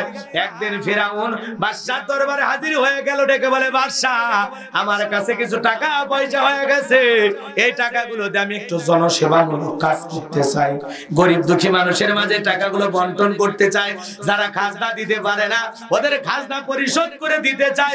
টাকাগুলো কার? পাগলা নাকি রে? কয় টাকা? বলে আল্লাহ। কি শুনলে এতক্ষণ? ওয়াজ কি শুনলে? ওই যে লাশ দাফন করা একটা করে দিরহাম দিয়ে দিয়ে অনেকগুলো ঘুষের টাকা জমাইয়া সেই টাকা এত পরিমাণে হইছে যে ওই টাকা রাখার জায়গায় নাই, বস্তা বস্তা টাকা জমে আছে। সব টাকা কার? আর এইটার নাম কি? ঘুষ। এর নাম কি কর? আমাদের দেশে নাই কিন্তু, এটা আজকে জীবনে প্রথম নাম শুনছেন না? শোনো, এই দেশটারা গল্প করি, দেশটা মনে হয় স্বপ্ন পুরি, শুদ্ধ কর, ঘুষ কর, মদ কর, জুয়া কর, এটাই আছে ভুরি ভুরি, এটাই আছে ভুরি ভুরি। এ দেশে অসৎ কামাই কেউ করে না, তবে ঘুষের টাকা পেলে কেউ তো ছাড়ে না। টেবিলের নিচে দিয়ে হাত বাড়িয়ে কালো টাকা টাকাটা নেই সারিয়ে, টেবিলের নিচ দিয়ে হাত বাড়িয়ে, কালো টাকাটা নেই সারিয়ে, করেছে ওরা বড় দেশের চুরি, করেছে ওরা বড় দেশের চুরি। শোনো এই দেশটার গল্প করি। ছেলের মেধা ভালো, চাকরি পেতে গেলে তাও 10 লাখ, 15 লাখ, 20 লাখ উপরওয়ালাকে দেওয়া লাগে। ওপরকে ফেরেশতা নিয়ে যায়। এমন একটা দেশ যে দেশের চেয়ার টেবিল পর্যন্ত ঘুষ খায়। ভারতের কথা বলতেছি, আমার দেশের না। আমার ভাইরা হৃদয়ের কান পেতে কথাগুলো শুনে যান। এইবার বাদশা ডেকে বলে, বাবা তো ভালো উদ্যোগ, তুমি গরিবদের পাশে দাঁড়াবা, খুবই ভালো। আমি তোমার কথাকে সাপোর্ট দিলাম, খুশি হইলাম। তুমি টাকা নিয়ে আসো, আমি জনগণ টাকার ব্যবস্থা করতেছি। ঢোল পিটাই দেওয়া করো। তোমাদের যারা গরিব মানুষ আছো বাদশার দরবারে চলো, যারা খাজনা বাকি রেখেছো বাদশার দরবারে চলো। গোরস্থানের কাগজ তোমাদের টাকা পরিশোধ করে দেবে। হাজার হাজার মানুষ উপস্থিত হয়েছে। আর ওই যে ঘুষ খাওয়া গোরস্থানের দারোয়ানের সেই টাকাগুলো গরিবদের মাঝে বন্টন করে দিল। সমস্ত গরিব মানুষগুলো যায় আর বলে, আহারে রাজ্যের বাদশা যদি ওই ব্যক্তি না হয়া এই গোরস্থানের ছেলেটা হইতো, না জানি আমাদের কপাল খুলে যেত। নির্বাচনের আগে একটু জনসেবামূলক কাজ করার দরকার আছে না নাই? আমার এলাকার এক মানুষ কাঁচা রাস্তায় ইট পাড়তেছে, মানুষ যা বলতেছে, বাবা তুমি তো নেতা না, চেয়ারম্যান মেম্বার কিছুই না, ইটা পাড়তেছে, ব্যাপার কি? আপনাদের দুঃখ কষ্ট আমার সহ্য হয় না। আপনাদের ছেলে মেয়ে স্কুল কলেজে যায়, কাদার ভিতরে চলতে কষ্ট হয়। আপনারা হাটে বাজারে যান, আপনাদের চলতে ফিরতে কষ্ট হয়। বৃষ্টি হলে এক হাঁটু কাদা হয়। মাঝে মাঝে আপনার কথা ভেবে আমার রাতের ঘুম হয় না। আপাতত ইট পাড়ে দিয়ে গেলাম, আর ভবিষ্যতে আমার মার্কায় যদি সিল মেরে দেন, আমার 1 নাম্বার টার্গেট আমি কাঁচা রাস্তা পাকা করে দেব।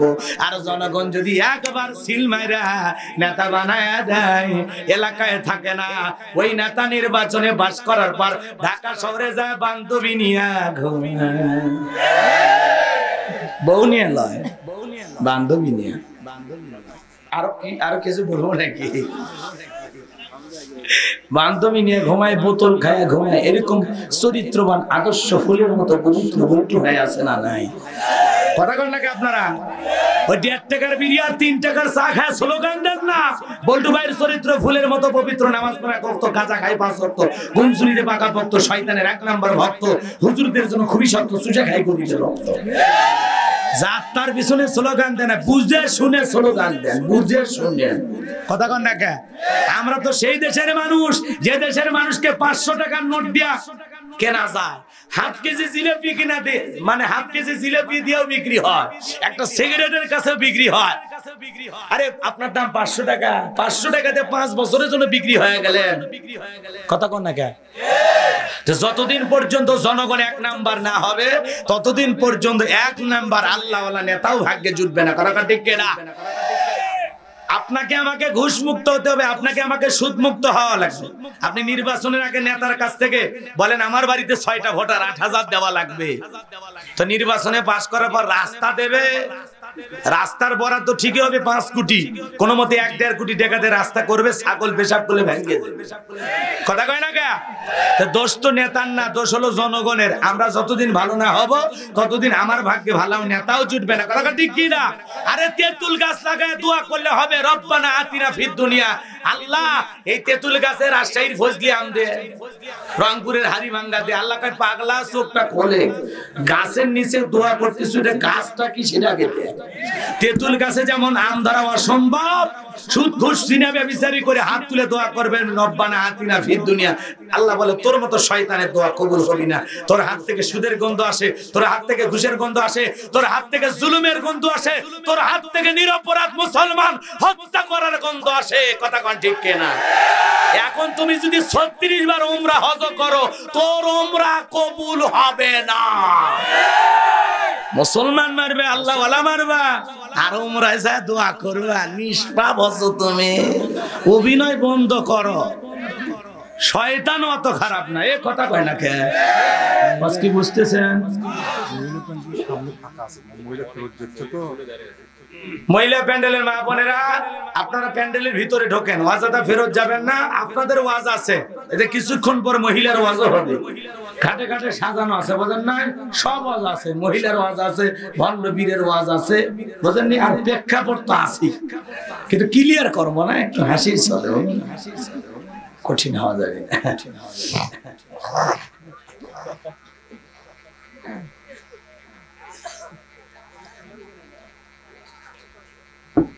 আরে আজকের মাহফিলে ওয়াজ শুনে যদি শান্তি না পান, তাহলে বাংলাদেশের কোন মাহফিলে ওয়াজ শুনে শান্তি পাবেন না, কারণ কালেকশন মুক্ত মাহফিল। আমার খালি ভালোই লাগে, আমার তো নিয়ত কিসের একটা দেড়টা, ওয়াজ ফিনিশিং না দিয়ে তো যাবো না। ফেরাউনক যখন শুরু করছি, ওয়াক নীল দরিয়া চুবে মারিয়া ওই যে শুটকি বানা মিশরের জাদুঘরে তুই তারপর বাড়ি যাও, অপেক্ষা করেন। শুরু করছি তো, লিল্লাহে তাকবীর, একটু জোরে আওয়াজ দেন তো, লিল্লাহে তাকবীর। আমার ভাইরা কথা মনে আছে না ভুলে গেছেন? তাহলে এই জন্য নির্বাচনের আগে জনসেবামূলক কাজ করবে, নির্বাচনের আগে এলাকার মানুষের, গরিব মানুষের সাথে এসে সেলফি করবে। রাস্তার ফকন্নিক সাহেবে ধরে নেতা আর বলে আপনার মাঝে আমার মাকে আমি খুঁজে পাই। কি অভিনয়টা করে ওরা খালি ভোট নেয়, আর আমরা বোকাই থাকলাম। এ মিশা সদাকার ফেল রে ওর কাছে, সেই হারামি কথা বল না কেন? এই জন্য যাত্রার কথা ভোলা যাবে না, ওদেরকে চেনা লাগবে। কত ধোকা খাবেন, আর কত ধোকা খাবেন, একটু চালাক হন। ওরা বলে ক্ষমতার উৎস জনগণ, বইলে আপনারে পাম দিয়ে ফুলে। ক্ষমতার উৎস কে? তাবারাকাল্লাযী বিয়াদিল মুলকু ওয়া হুয়া আলা কুল্লি শাইইন কাদির। মহামান্বিত সেই সত্তা যার হাতে সর্বময় কর্তৃত্ব, রাজত্ব, পাওয়ার ক্ষমতা, সব ক্ষমতার একমাত্র মালিক আল্লাহ। রাগ করতেছেন? আমার ভাইরা লম্বা করবো না, মূল জায়গায় যেতে হবে। ফেরাউন যখন খাজনা পরিশোধ করে দিল, রাজ্যের মানুষের প্রশংসা কুড়াইলো। কথা কন লাগে, প্রশংসা পাইলো না? কোন নেতা যদি চাল ডাল দেয়, তেল দেয়, লবণ দেয়, প্রশংসা করবেন না? 500-1000 টাকা হাতে ধরায় দেয়, প্রশংসা করবেন না? তো এরকম প্রশংসা করতেছে জনগণ। ওই দেশের মন্ত্রী ছিল, মারা গেছে, এদিকে খেয়াল করেন। নির্বাচন শুরু হয়ে গেল, ওই চান্সে মনে করেছে একটা জনগণের পাবলিসিটি ভালোই কামাইছি, একটু দাঁড়াই, ভোট পাই আর না পাই। কিন্তু জনগণ তো সেই রকম, এক চান্সে সবাই মিলে ওই গোরস্থানের ছেলেটাকে মিশরের মন্ত্রী বানায় দিল। ফেরাউন হয়ে গেল কি মন্ত্রী। আল্লাহর খেলা বোঝা বড় দায়। বার্ধক্যজনিত কারণে, বয়স বেশি হওয়ার কারণে মিশরের যে বাদশা ছিল উনি মারা গেল। কপাল আরো খুললো এক ধাপ। এইবার বলতেছে ফেরাউন যে বাদশার সিংহাসনটা ফাঁকা, আপনারাই বলেন। সমস্ত জনগণ এবং পাতি নেতা, সাথী নেতা, বুঝেননি, ক্যাডার মাস্তান যা আছে সব এক জায়গায় করছে, করে সবাইকে নিয়ে বলতেছে আপনারাই বলেন, বাদশা ছাড়া তোর দেশ চলবে না, আপনারাই বলেন মিশরের বাদশা হবে কে? সমস্ত জনগণ ডেকে বলে বাদশা মারা গেছে, এটা আমরা জেনেছি, কিন্তু বাদশা হবে কে এটা আমরা আগেই মনের ভিতরে স্থির করে রেখেছি। বাদশা মারা গেছে এটা জানি, কিন্তু বাদশা পরবর্তীতে কি হবে এটা আমরা আগে থেকেই কল্পনা করে রেখেছি। কে হবে? বলে আপনার চাইতে ভালো মানুষ আসমানের নিচে জমিনের উপরে কেউ। এ তো বুঝতেছে না, পুরোটা অভিনয় করতেছে, বুঝলেন না? জনগণ তো পরে সাইজ করবে, ক্ষমতা পাওয়া লাগবে না, কথা কয় না কেন?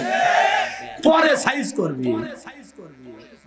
আমার ভাইরা হৃদয়ের কান পেতে কথাগুলো শুনে যান। সমস্ত জনগণ ডেকে বলে আপনার সাথে ভালো মানুষ কেউ নাই, আপনি হয়ে যাবেন মিশরের বাদশা। সমস্ত নেতারাও সাপোর্ট দিয়ে বলে আপনি বাদশা হলে আমাদের আর কোনো আপত্তি নাই। এক চান্সে মিশরের বাদশা হয়ে গেল কাবুজ নামের ফেরাউন।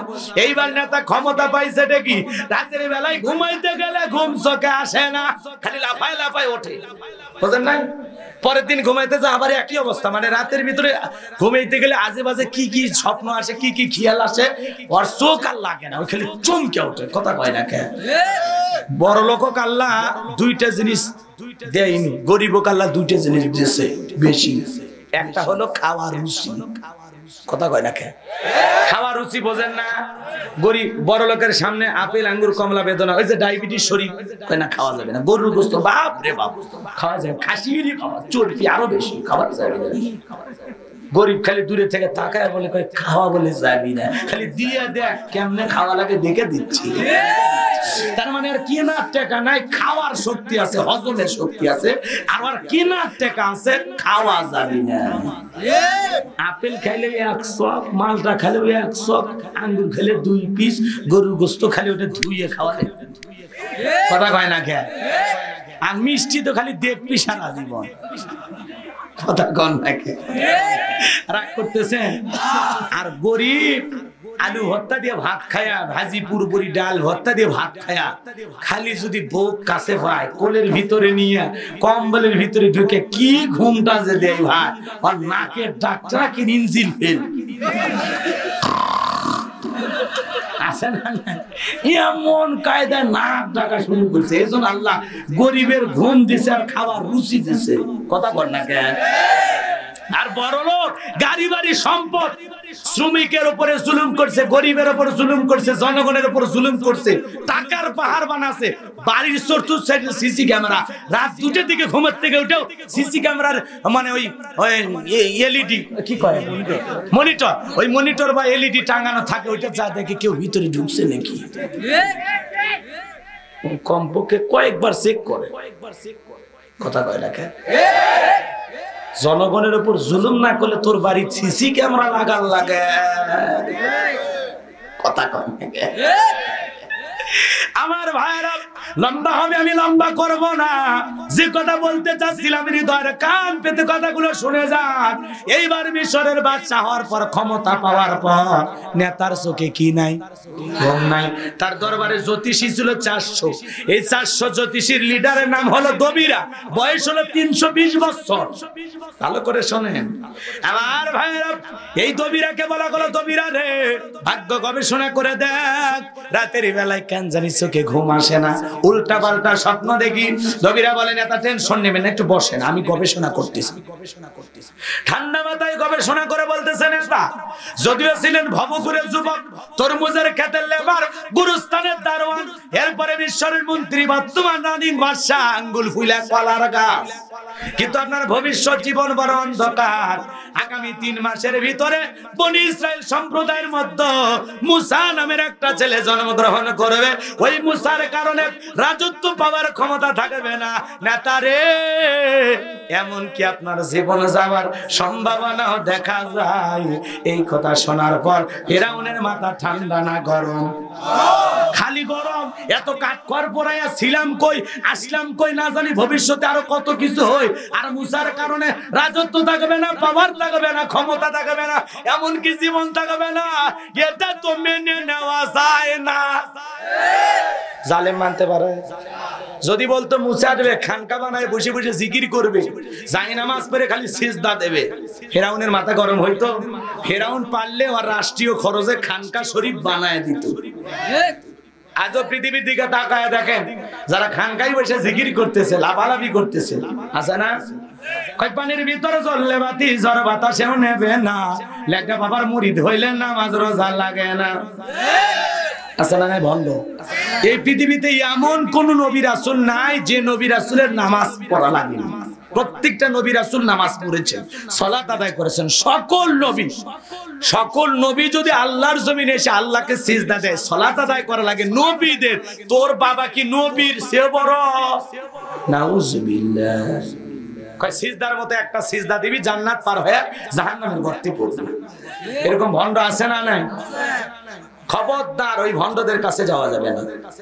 ভণ্ডরা রাসূলকে গালি দিলেও কিছু বলে না, ইসলাম রসাতলে গেলে ওদের কোনো যায় আসে না। ওরা খালি হাদিয়া তোবা, গরু ছাগল নেওয়ার জন্য দরবার খুলে বসে আছে। আয় কয় গরু ঢোক, ছাগল ঢোক, বাবা আয়, বাবা আয়। আর ওদের মাজার গুলোতে এখন গাঁজা খাওয়ার নিরাপদ জায়গা এই মাজার গুলো। কারণ মাজারে এক জায়গায় বসে 50, 100, 200, 500 মানুষ গাঁজার কলকিত খালি টান মারতেছে।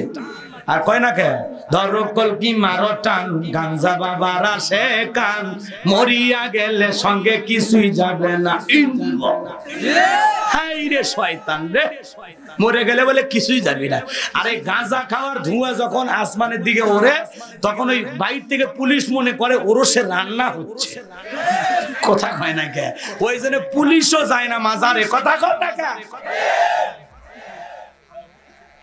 গাঁজা খায় আল্লাহ খুঁজতেছো তুমি মজা করো আল্লাহ হেদায়েত দান করুক জোরে কোন আমিন বলেন গাঁজা খাওয়া মদ খাওয়া মুসলমানের জন্য জায়েজ না হারাম এমন বাবা গাঁজা খায় মুজদারি লাল বানাইছে টর্চ লাইট মানে মুখ কোথা খুঁজে পাওয়া যায় না বগলে চুল দিয়ে বেরি বাড়ি হয়েছে আর সুন্দরবনে বসলে বান্দরবনে কি অবস্থা 6 বছর 10 বছর 12 বছর চলে যায় গোসল করে না নাম দিছে সাধু বাবা আর 24 বছর 30 বছর পরে গোসল করে সাধনা বলে শেষ হয়েছে আর সেই গোসলের পানি জমিনে পড়ার আগে মুরিদেরা সাইটা সাইটা খায় এই পানির ভিতরে নাকি যাবতীয় রোগের মহা ঔষধ লুকে রয়েছে কত যে ময়লা আবর্জনা এই 20-30 বছরে জমি ছিল কোথায় দিয়ে পানি গড়ে পড়েছে সেই পানি তুমি খাও একটা রুচির ব্যাপার আল্লাহ হেদায়েত দান করুক জোরে কোন আমিন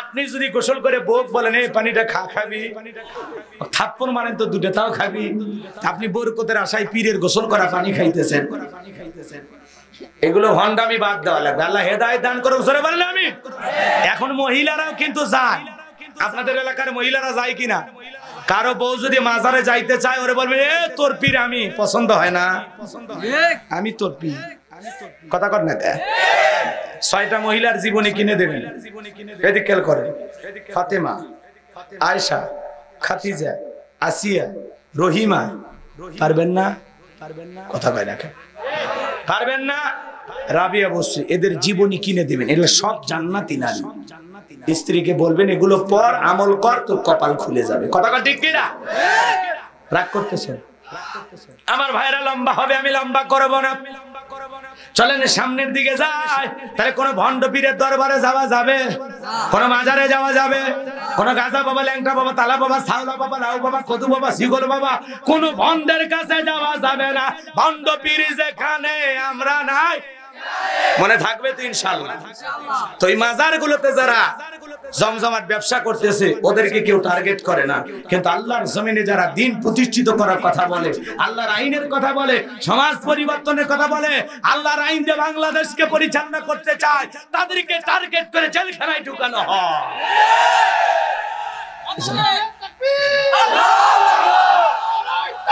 এজন্য যখন আপনি হক কথা বলবেন তখনই আপনাকে টার্গেট করবে কথা কোন ঠিক কিনা এখন উচিত কথা যদি কই পিঠের উপর দিয়ে যাবি মই এই আনন্দে কিছু লোক কিনা খাবে বগুড়ার স্পেশাল দই সত্য কথা বলতে হলে যেতে হবে কারাগারে এমন আতঙ্ক আজ বাংলার ঘরে ঘরে তবুও সত্য বলতে চাই দুনিয়ার জালেমদের করি না ভয় আমি ইসলামের দুশমনদের করি না ভয় আল্লাহর কোরআনের কথা বলতে গিয়ে যদি জীবনটাও দিতে হয় আমরা জীবন দিতে রাজি প্রয়োজনে দিন প্রতিষ্ঠিত করতে গিয়ে যদি রাজপথে স্লোগান দিতে হয় রাজপথে কখনো নামতে হয় বিবির কাছ থেকে বিদায় নে সন্তানদের কাছ থেকে বিদায় নে আল্লাহর জমিনে আল্লাহর দ্বীনকে প্রতিষ্ঠিত করতে গিয়ে বুলেটের সামনে যদি মুখ পেতে দিতে হয় আমরা মুসলমান আল্লাহর কোরআনের সোনালী সমাজ কায়েম করার জন্য জীবন দিতে প্রস্তুত কারা কারা দু হাত তুলে দেখা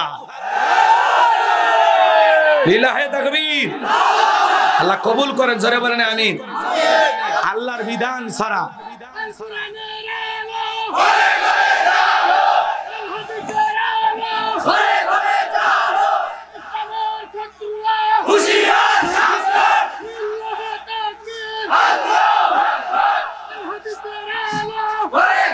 আল্লাহর বিধান ছাড়া এই জমিনে শান্তি প্রতিষ্ঠিত করা সম্ভব হবে না মানবতার সমাধানের একটি কিতাব নাম কি আল কোরআন। কোরআন ছাড়াই সমাজের 1 ইঞ্চি মাটিতেও কেউ শান্তি প্রতিষ্ঠিত করতে পারবে না। কথা বলে ঠিক কি না? সমাজকে জান্নাতের টুকরায় পরিণত করতে পারবো তখন, কোরআন দিয়ে সমাজ রাষ্ট্র পরিচালনা করতে পারবো যখন। আল্লাহর আইনের, আল্লাহর বিধানের মধ্যেই শান্তি আছে। আল্লাহর আইন ছাড়া সমাজে শান্তি আসবে না। কথা বলেন ঠিক কি না? আমার ভাইরা হৃদয়ের কান পেতে কথাগুলো শুনে যান। ফিরাউনের মাথা গরম হয়ে গেছে। হামানকে ডেকে বলে, এটা কো হামান এই দিগায়। হামানের মাথায় কোনো চুল ছিল না, সাদেমান নাই, বাম পাল্লট, পুরো মাথা ছিল ভারতের দমদম এয়ারপোর্ট। ডেকে বলে, হামান এই দিগায়। হামান এসে বলে, নেতা কি হইছে? বলে, শুনিস নাই? নবীরা বলেছে 3 মাসের মধ্যে মুসার জন্মগ্রহণ করবে, ওই মুসার কারণে রাজত্ব পাওয়ার ক্ষমতা থাকবে না, এমনকি আপনার জীবন যাওয়ার সম্ভাবনা দেখা যায়। হামান ডেকে বলে, নেতা টেনশন নেবেন না, ঘাবড়াবেন না, মাইট ইজ রাইট।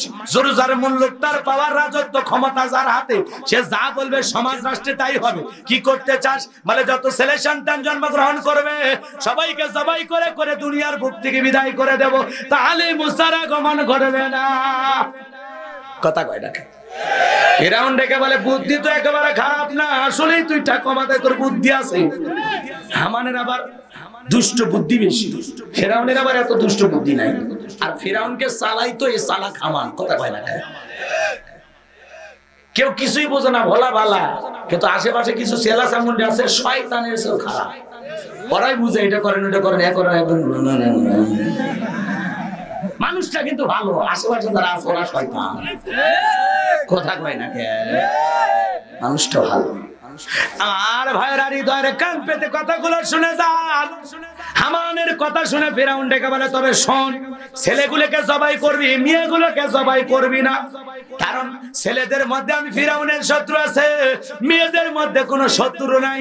তার মানে চোরে হলেও মানুষ ভালো, মোবাইল নিয়ে গেল, সিম খুলে দিয়ে গেল। কথা কোন ঠিক কি না?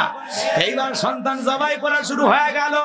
3 মাসের ব্যবধানে হাজার হাজার সন্তান জবাই করা হলো। মুসা কয়জন? মুসা একজন, আর জবাই করছে হাজার হাজার। মনে করছে এটাই মুসা, জবাই কর। মনে করছে এটাই মুসা, জবাই কর। মনে করছে এটাই মুসা, জবাই কর। মুসার সন্দেহে হাজার হাজার জবাই করেছে। এজন্য জালেমদের কাছে অপরাধ করে একজন, আর জালেমেরা সেই অপরাধের শাস্তি দেয় হাজার জনকে। ওই একজনের অপরাধের দায়ভার পুরো জাতির উপর চাপায় দেয়। এটা হলো জালেমদের স্বভাব। যাই অপরাধ করছে তারই শাস্তি দেয়। পুরো পৃথিবীর মানুষকে কষ্ট দিয়ে লাভ আছে?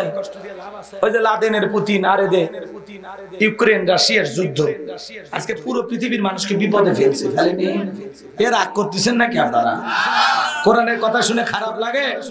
মুসলমান এগুলো কথা বলতে হয়। এই যে আজকে কাশিয়াডাঙ্গা রাজশাহী এলাকায় একটা ছেলে, ওই যে ঈসা নবীর দাবি করেছিল, এর আগে ভিডিও দেখেননি? ওই ছেলেটাই আবার আজকে পরিকল্পনা কইরা গির্জার ভিতরে কোরআন রেখে এসেছে। গির্জার ভিতরে কোরআন রেখে এসেছে। এটা যখন সাথে সাথে একটু তারা টের পাইছে, সাথে সাথে যায় দেখে লাল কাপড়ে মোড়ানো আল্লাহর পবিত্র কোরআন। সুবহানাল্লাহ বলে। এই কোরআনটা গির্জার ভিতরে রেখে ধর্মীয় সম্প্রীতির ব্যাপারে আমাদের দেশে যে আন্তরিকতা আছে, মিল মহব্বত, ভালোবাসা আছে, ওরা চায় মুসলমানের এই সম্প্রীতি এটা যেন নষ্ট হয়। ধর্মীয় যে সম্প্রীতি ভালোবাসা আছে এটা যেন নষ্ট হয়। ওরা বিশৃঙ্খলা সৃষ্টি করতে চায়, শান্ত বাংলাদেশে অশান্তির আগুন জ্বালাইতে চায়। কথা বলে ঠিক কি না? এই জন্য প্রশাসনকে বলতে চাই যে এই ছেলেটা গির্জায় কোরআন রেখে আল্লাহর কোরআনকে অপমাননা করেছে, তার দৃষ্টান্তমূলক শাস্তি চায়। ঈসা নবী বলে দাবি করে, ওই শয়তানটাকে শাস্তি দিতে হবে। কথা বলে ঠিক কি না?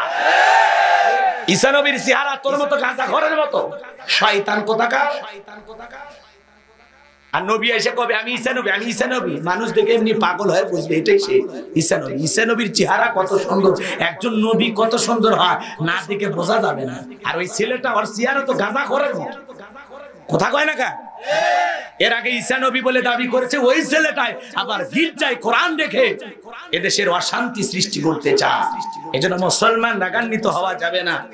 ওরা মাঝে মাঝে মন্দিরে গির্জায় কোরআন রেখে মুসলমানকে খেপায়া হিন্দু, বৌদ্ধ, খ্রিস্টান এদের মধ্যে মারামারি লাগায় দিতে চায়। কথা বলেন না কেন? ওরা এবার মন্দিরে প্রতিমা ভেঙে এদেশে অশান্তি সৃষ্টি করতে চায়। প্রতিমা ভেঙে হিন্দুদেরকে খেপায়, আর গির্জায় মন্দিরে কোরআন রেখে থেকে মুসলমান খেপায়, কিন্তু ওদের চক্রান্তের ফাঁদে পা দেওয়া যাবে না। কারণ সত্যিকারী যারা ধর্ম পালন করে, কোন হিন্দু ধর্মাবলম্বী মানুষ মন্দিরে কোরআন রাখবে না। কথা বলে লেখা। কোন মুসলমান ধর্মাবলম্বী মানুষ কখনো প্রতিমার গায়ে আঘাত করবে না। কথা বলে ঠিক কিনা?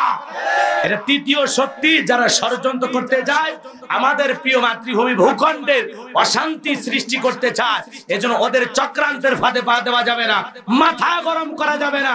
অপরাধী ধরা পড়েছে, গির্জায় যে কোরআন রেখেছে প্রশাসন তাকে ধরেছে, ওই ঈসা নবী দাবি করে আর গির্জায় কোরআন রেখে আল্লাহর কোরআনকে অপমাননা করেছে। এই ধরনের নরপশুদের জঘন্য শাস্তি দিতে হবে, যাতে ভবিষ্যতে আর কোন বেয়াদবের জন্ম না হয়। ওই ঈসা নবী দাবি করে গির্জায় কোরআন নিয়ে গেছো তুমি না? তো নিয়ে গেছো গির্জায়, যা কোরআন পাঠ করে মানুষকে দাওয়াত দাও, তাহলে বোঝা যাবে বুকের পাটা আছে। কথা পায় না। তুমি ঈসা নবী দাবি করতেছো, গির্জায় কোরআন নিয়ে যা, কোরআন পড়ে পড়ে ওই খ্রিস্টান ধর্মাবলম্বীদের কাছে দাওয়াত পৌঁছাও, তাহলে বোঝা যাবে যে তোর কথা ঠিক আছে। ঈসা নবী হোক আর না হোক, অন্তত দাওয়াত দিচ্ছে খ্রিস্টানদেরকে। কথা কন না কেন? তা না কইরা ও কৌশলে কোরআন ডাইকা একটা ষড়যন্ত্রের ফাঁক পেতেছে, আর নিজের ষড়যন্ত্রের জালে ওই নতুন ঈসা নবী দাবি করা ভণ্ড যুবক নিজের জালে নিজেই আটকে পড়ে গেছে। কথা ঠিক কিনা? আবার ভাইয়েরা সামনের দিকে যায়, কষ্ট হচ্ছে আপনাদের? খারাপ লাগতেছে? এইবার সন্তান জবাই করা শুরু হয়ে গেল।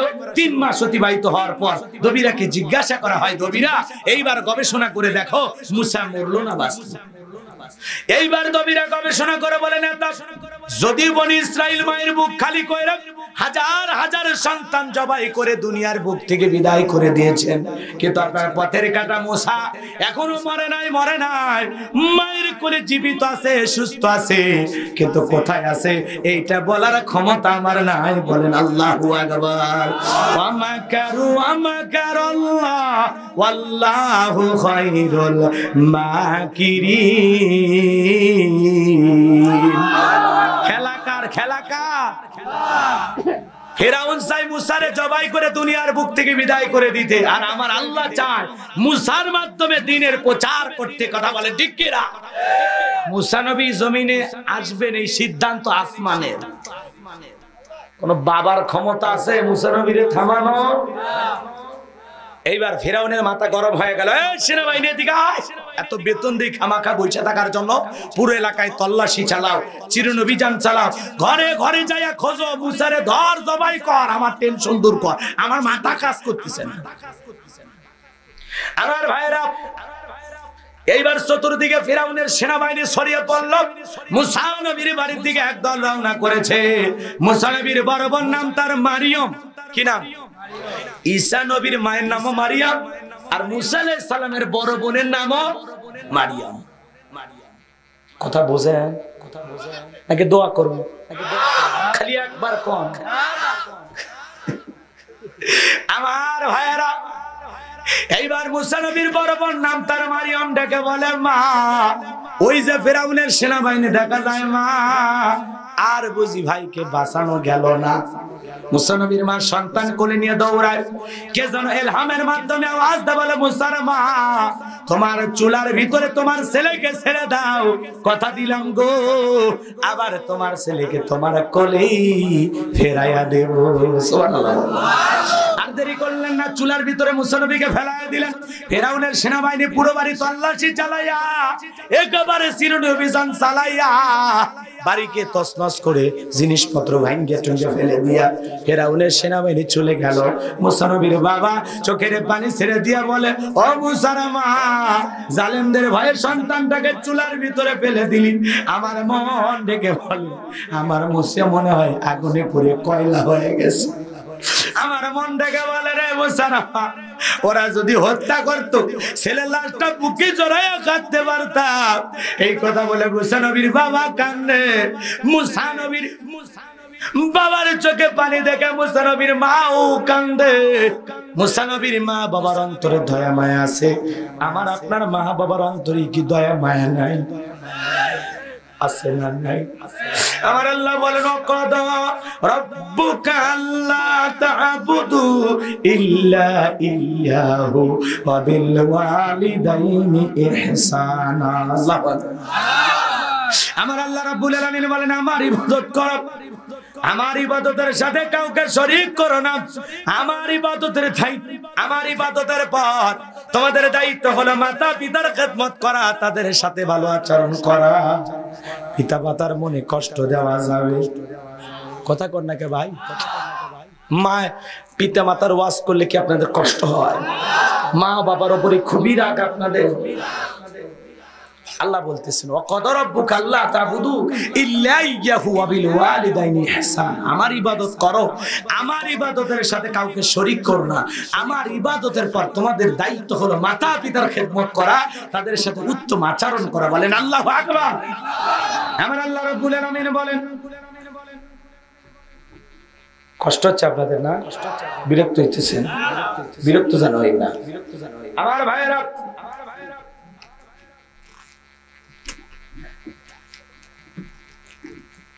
আমার আল্লাহ রাব্বুল আলামিন বলেন ওয়াসাইনাল ইনসানা বিওয়ালিদাইহি হামালাতুহু উম্মুহু ওয়াহানান আলা ওয়াহনানি ওয়া ফিসালুহু ফি আমাইনি আনিশকুরনি ওয়া লিওয়ালিদাইক ইলাইয়াল মাসির। আমার আল্লাহ রেখে বলেন আমি তো মানুষকে নির্দেশ দিয়েছি তোমরা মাতা পিতার সাথে সদাচরণ করো, ভালো ব্যবহার করো। কারণ হলো তোমার মা কষ্টের পর কষ্ট সহ্য করে তোমাকে গর্ভধারণ করেছে, 2-2.5 বছর বুকের দুধ পান করাইছে। সুতরাং আমার প্রতি তোমার মাতা পিতার প্রতি তোমরা কৃতজ্ঞ হও, অকৃতজ্ঞ আল্লাহু আকবার বলে। তোমরা সবাই তো আমি আল্লাহর দিকে প্রত্যাবর্তন করবা, আমি আল্লাহর নিকটেই ফিরে আসবা। তাহলে মাতা পিতার সাথে ভালো আচরণ করা দরকার আছে না? আমার ভাইয়েরা, একটা মা যে সন্তানের জন্য কি কষ্ট করে, কি পরিমাণে কষ্ট সহ্য করে, এই কথা বলে আপনাদেরকে শেষ করাইতে পারবো। সন্তানটা যখন 3-4 মাস মায়ের গর্ভে থাকে, মা খাইতে পারে না, আমার বমি বমি হয়, মার রুচি নষ্ট হয়ে যায়। 7-8 মাস যখন হয়ে যায়, সন্তানটা যখন পেটের ভিতরে বড় হয়, ডাক্তারের গবেষণায় বলা হয়েছে মায়ের গর্ভে সন্তান যেই জায়গাটা জুড়ে থাকে ওই জায়গাটা মাত্র 10 ইঞ্চি। কয় ইঞ্চি? মাত্র 10 ইঞ্চি। সন্তানটা যখন বড় হয়, ওই সন্তানের 2টা পা মায়ের কলিজার সাথে সেট করে দেন আমার আল্লাহ। সন্তান যত নাড়াচাড়া করে মার কলিজায় তত ব্যথা লাগে। যেই সন্তানটা মায়ের পেটে সবচাইতে কম নাড়াচাড়া করে, ওই সন্তানটা মায়ের গর্ভে থাকা অবস্থায় 4500 বার মায়ের পেটে লাথি মারে। এ বাজানো আমার একটা মা সন্তানের জন্য কি পরিমাণে কষ্ট করে, কতটা কষ্ট করে, কিভাবে আপনাদেরকে বুঝাবো? লম্বা হবে, আমি লম্বা করব না। ছোট্ট একটা ঘটনা যদি বলি বিরক্ত হবেন। এটা হলো পাকিস্তান গালেবান বস্তি এলাকার ঘটনা। 2 জন স্বামী স্ত্রী দাম্পত্য জীবনে আল্লাহ বড় সুখ দিয়েছে, যদিও গরিব কিন্তু ভালোবাসার অভাব। কথা কোন নাকি? যারা গরিব, এই গরিব মানুষের মধ্যে দাম্পত্য জীবনে কিন্তু সুখ বেশি। আর বড় লোকের দাও করেলে সম্পর্ক, স্বামী আলাদা খাটে ঘুমায়, বিবিও আলাদা খাটে ঘুমায়। কথা কোন নাকি? আর গরিব বউ ছাড়া কিছু বোঝে না, ওই দুনিয়ার কিছু বুঝুক আর না বুঝুক, বউ ছাড়া কিছু বোঝে না। তো এই পাকিস্তান গালেবান বস্তি এলাকার ভিতরে তাদের দাম্পত্য জীবনে অনাবিল সুখ আনন্দকে আরো বাড়ানোর জন্য ওই নারীর কোল আলোকিত করে একটা পুত্র সন্তানের জন্ম হলো। ছেলেটার বয়স যখন 3-4 বছর, স্বামী মারা গেল। মহিলা চিন্তায় পড়ে গেলেন, আল্লাহ আমার স্বামী মারা গেছে, অন্য আর একটা স্বামী যদি গ্রহণ করি, সে যদি আমার সন্তানটাকে ভালো না বাসে, দেখতে না পায়, তাহলে তো আমার চাইতে হতভাগা কপাল পরা কেউ হবে না। আমি এটা সহ্য করতে পারবো না। এই জন্য নিজের যৌবনের 7 কুরবানি দিলাম। ছেলেটার মুখের দিকে তাকায়া একে অবলম্বন হিসাবে আমি বেঁচে থাকতে চাই, এটা আমার বেঁচে থাকার অবলম্বন। এটা মনে করে মা মানুষের বাড়িতে কাজ কইরা, চাকরানির কাজ করে পরিশ্রম করে যে খাবার পায়, এটা আগে সন্তানকে খাওয়ায়, তারপরে মা খায়। মা কি মায়ের কোনো তুলনা হয় না। পিতা মাতার ভালোবাসা নিঃস্বার্থ ভালোবাসা, এই ভালোবাসার মধ্যে দুনিয়াবি কোনো স্বার্থ থাকে না। কথা বলে ঠিক কিনা? শ্বশুর শাশুড়ি বলেন আর স্ত্রী বলেন, সকলের ভালোবাসার মধ্যে স্বার্থ আছে। রাগ করতেছে? বগুড়া শেরপুর থেকে একবার দই নিয়ে শ্বশুর বাড়ি গেছিলাম। এখন আমার শাশুড়ি মাঝে মাঝে বলে, বাবা ওই দইটা কিন্তু সেই রকম ছিল, তার মানে বুঝায় মাঝে মাঝে নিয়ে আইসো। কথা কয় না কেন? মা বাবা কোনোদিন সন্তানকে এগুলো বলে না, বলে যে ওইটা খাইতে ভালো লাগছে, এইটা আনবো ওইটা আনবা। মা বাবা আপনারা আমার চেয়ারের দিকে তাকায় বলে, বাবা ভালো মতো মানে খাওয়া দাওয়া করিস না, দিন দিন শুকাইয়া যাচ্ছ। মা বাবার ভালোবাসার মধ্যে কোনো স্বার্থ থাকে না। সুবহানাল্লাহ বলবেন না? আমার ভাইয়ের হৃদয়ের কান পেতে কথাগুলো শুনে যান। লম্বা হবে, আমি লম্বা করতে পারবো না। আস্তে আস্তে সন্তানটা বড় হয়ে যুবক হয়ে গেল। ওই ছেলেটার নিত্যদিনের কাজ হলো আখের কেটে গিয়ে আখের গাছগুলো কেটে কেটে বাজারে বিক্রি করতো। মা এবার চিন্তা করলো ছেলে বড় হয়ে গেছে, বিয়ে দেওয়া দরকার। সুন্দরী রূপবতী রেখে একটা বিবাহের ব্যবস্থা করে দিলেন। কিছুদিন ভালোই কেটে গেল, এরপরে আর ভালো সময় কাটতেছে না, বউ শাশুড়ির যুদ্ধ লেগে গেল। সংসারে এগুলো আছে না?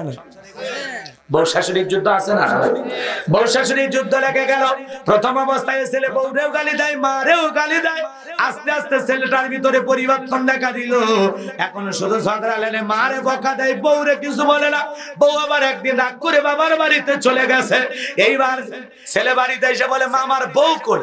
বলে, তোর বউ রাগ করে তোর শ্বশুর বাড়িতে চলে গেছে। এই ছেলেটা এবার শ্বশুর বাড়িতে যাওয়ার পরে বলে, বিবি চলো। বলে, যাইতে রাজি আছি যদি তুমি তোমার মাকে শাসন করো। তোমার মা আমার সাথে মিলতেছে না, তুমি কি তোমার মারে পিটাইতে পারবা?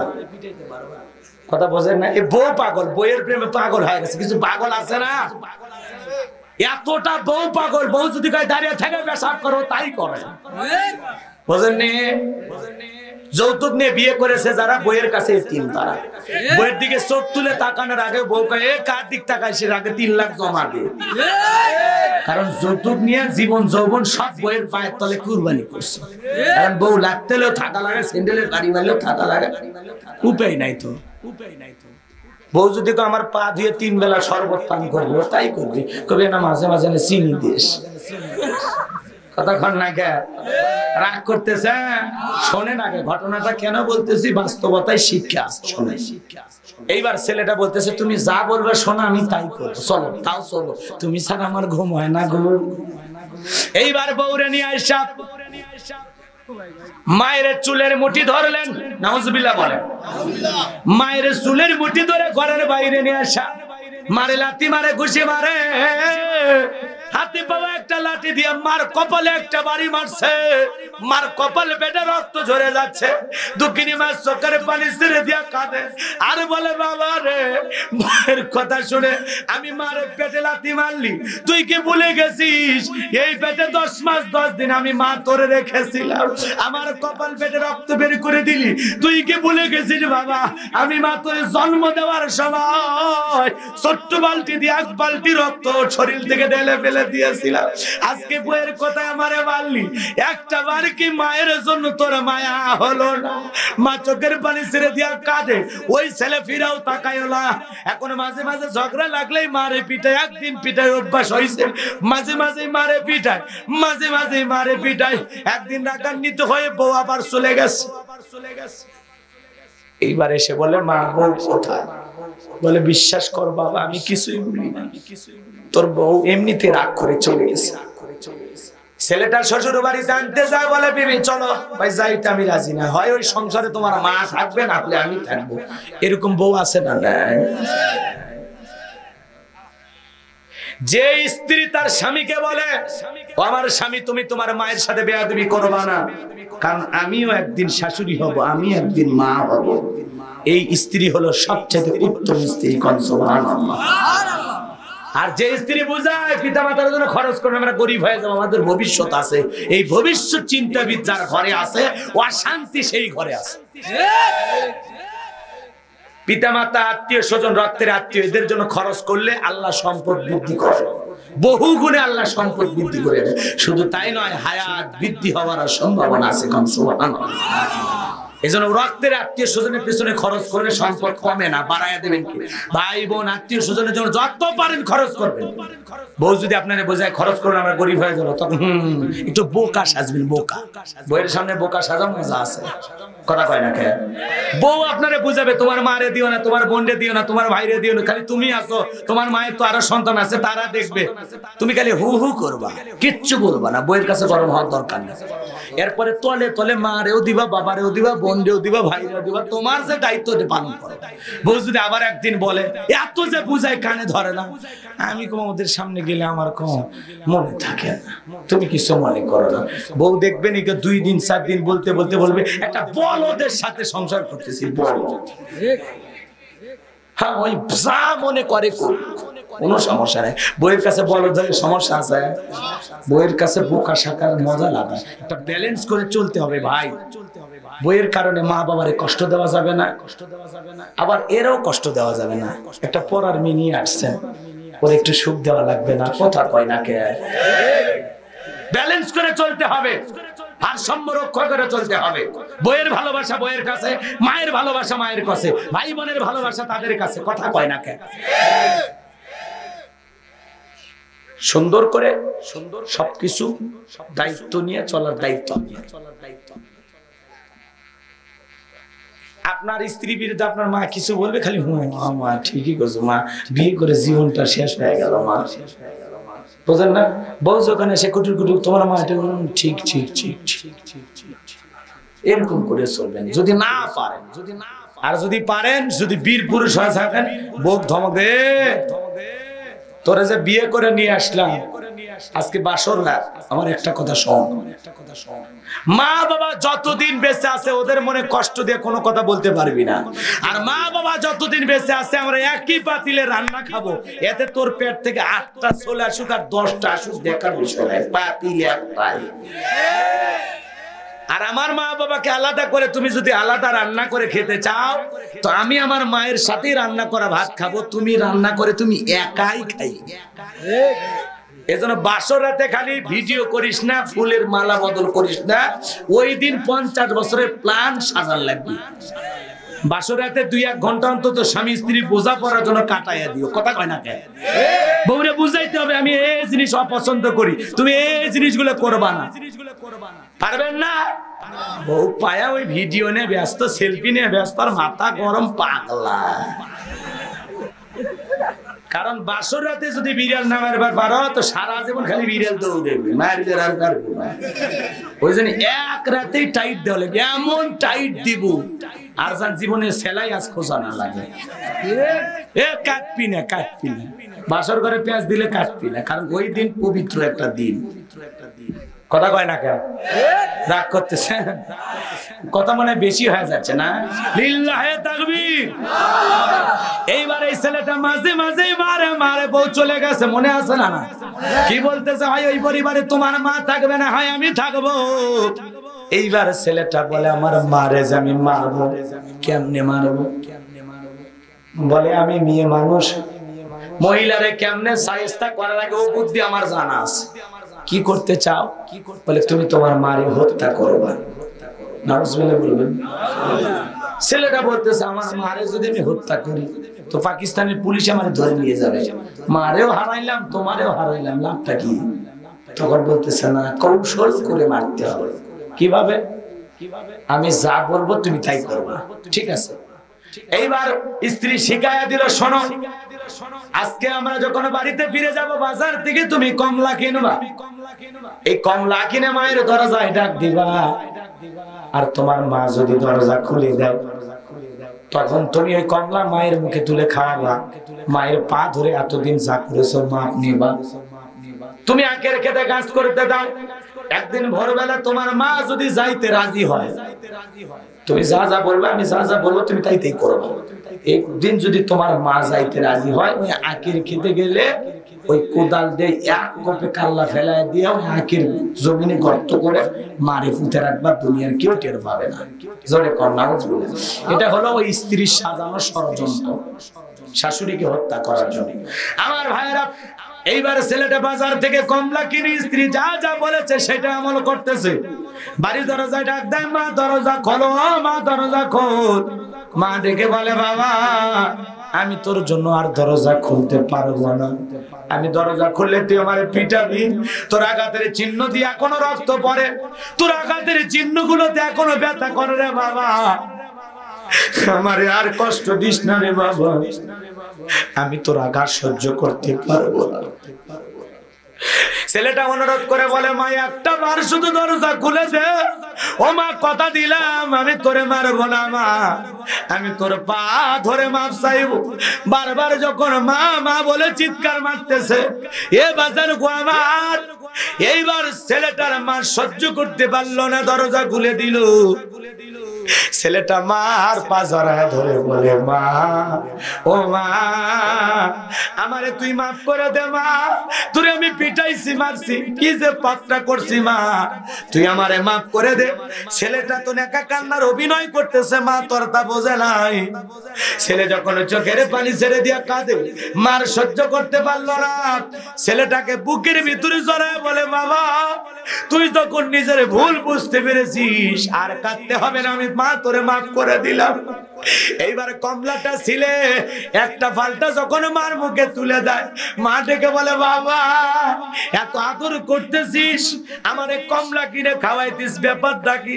ডেকে বলে, মা আমার তো মন মাঝে মাঝে চাই তোমার জন্য ভালো ভালো খাবার নিয়ে আসি, ফল ফুল কিনে নিয়ে আসি, তুমি তো জানো আমি আখের খেতে কাজ করি, বেশি আখ বাজারে বিক্রি করতে পারি না, আমি আখের গাছগুলো কেটে দেব, আর কেউ যদি আখের পাতাগুলো পরিষ্কার করে আখটা সাফ করে দেয় তাহলে বেশি আখ বিক্রি করতে পারতাম, বেশি টাকা পাইতাম, আর তোমার জন্য ভালো ভালো ফল ফুলের ব্যবস্থা করতে পারতাম, একটু ফল ফুল কিনতে পারতাম। মা তখন বুঝতে পেরেছে ছেলে কি বুঝাইতেছে, তখন বলতেছে, বাবা আর কষ্ট করা লাগবে না, তুমি ঘুমাও, আগামী কাল থেকে আমি মা যাই আখের গাছগুলো পরিষ্কার করে দেবো। সুবহানাল্লাহ। মা তো রাজি হইল, মায়ের মন। এইবার বাজান গো আমার, ছেলে আর মা পরের দিন সকালবেলা ভোরবেলা চলে গেল, ছেলেটা আখের গাছ কেটে দেয়, মা নিচের দিকে হয়ে পরিষ্কার করে, ছেলে আখের গাছ কেটে দেয়, মা নিচের দিকে হয়ে পরিষ্কার করে। এইবার ছেলেটা ষড়যন্ত্র পূর্ব পরিকল্পিত যেই ঘটনা স্ত্রী যেটা শিখা দিয়েছে ওই অনুযায়ী কোদালটা তুলে ধরেছে মাকে মারার জন্য।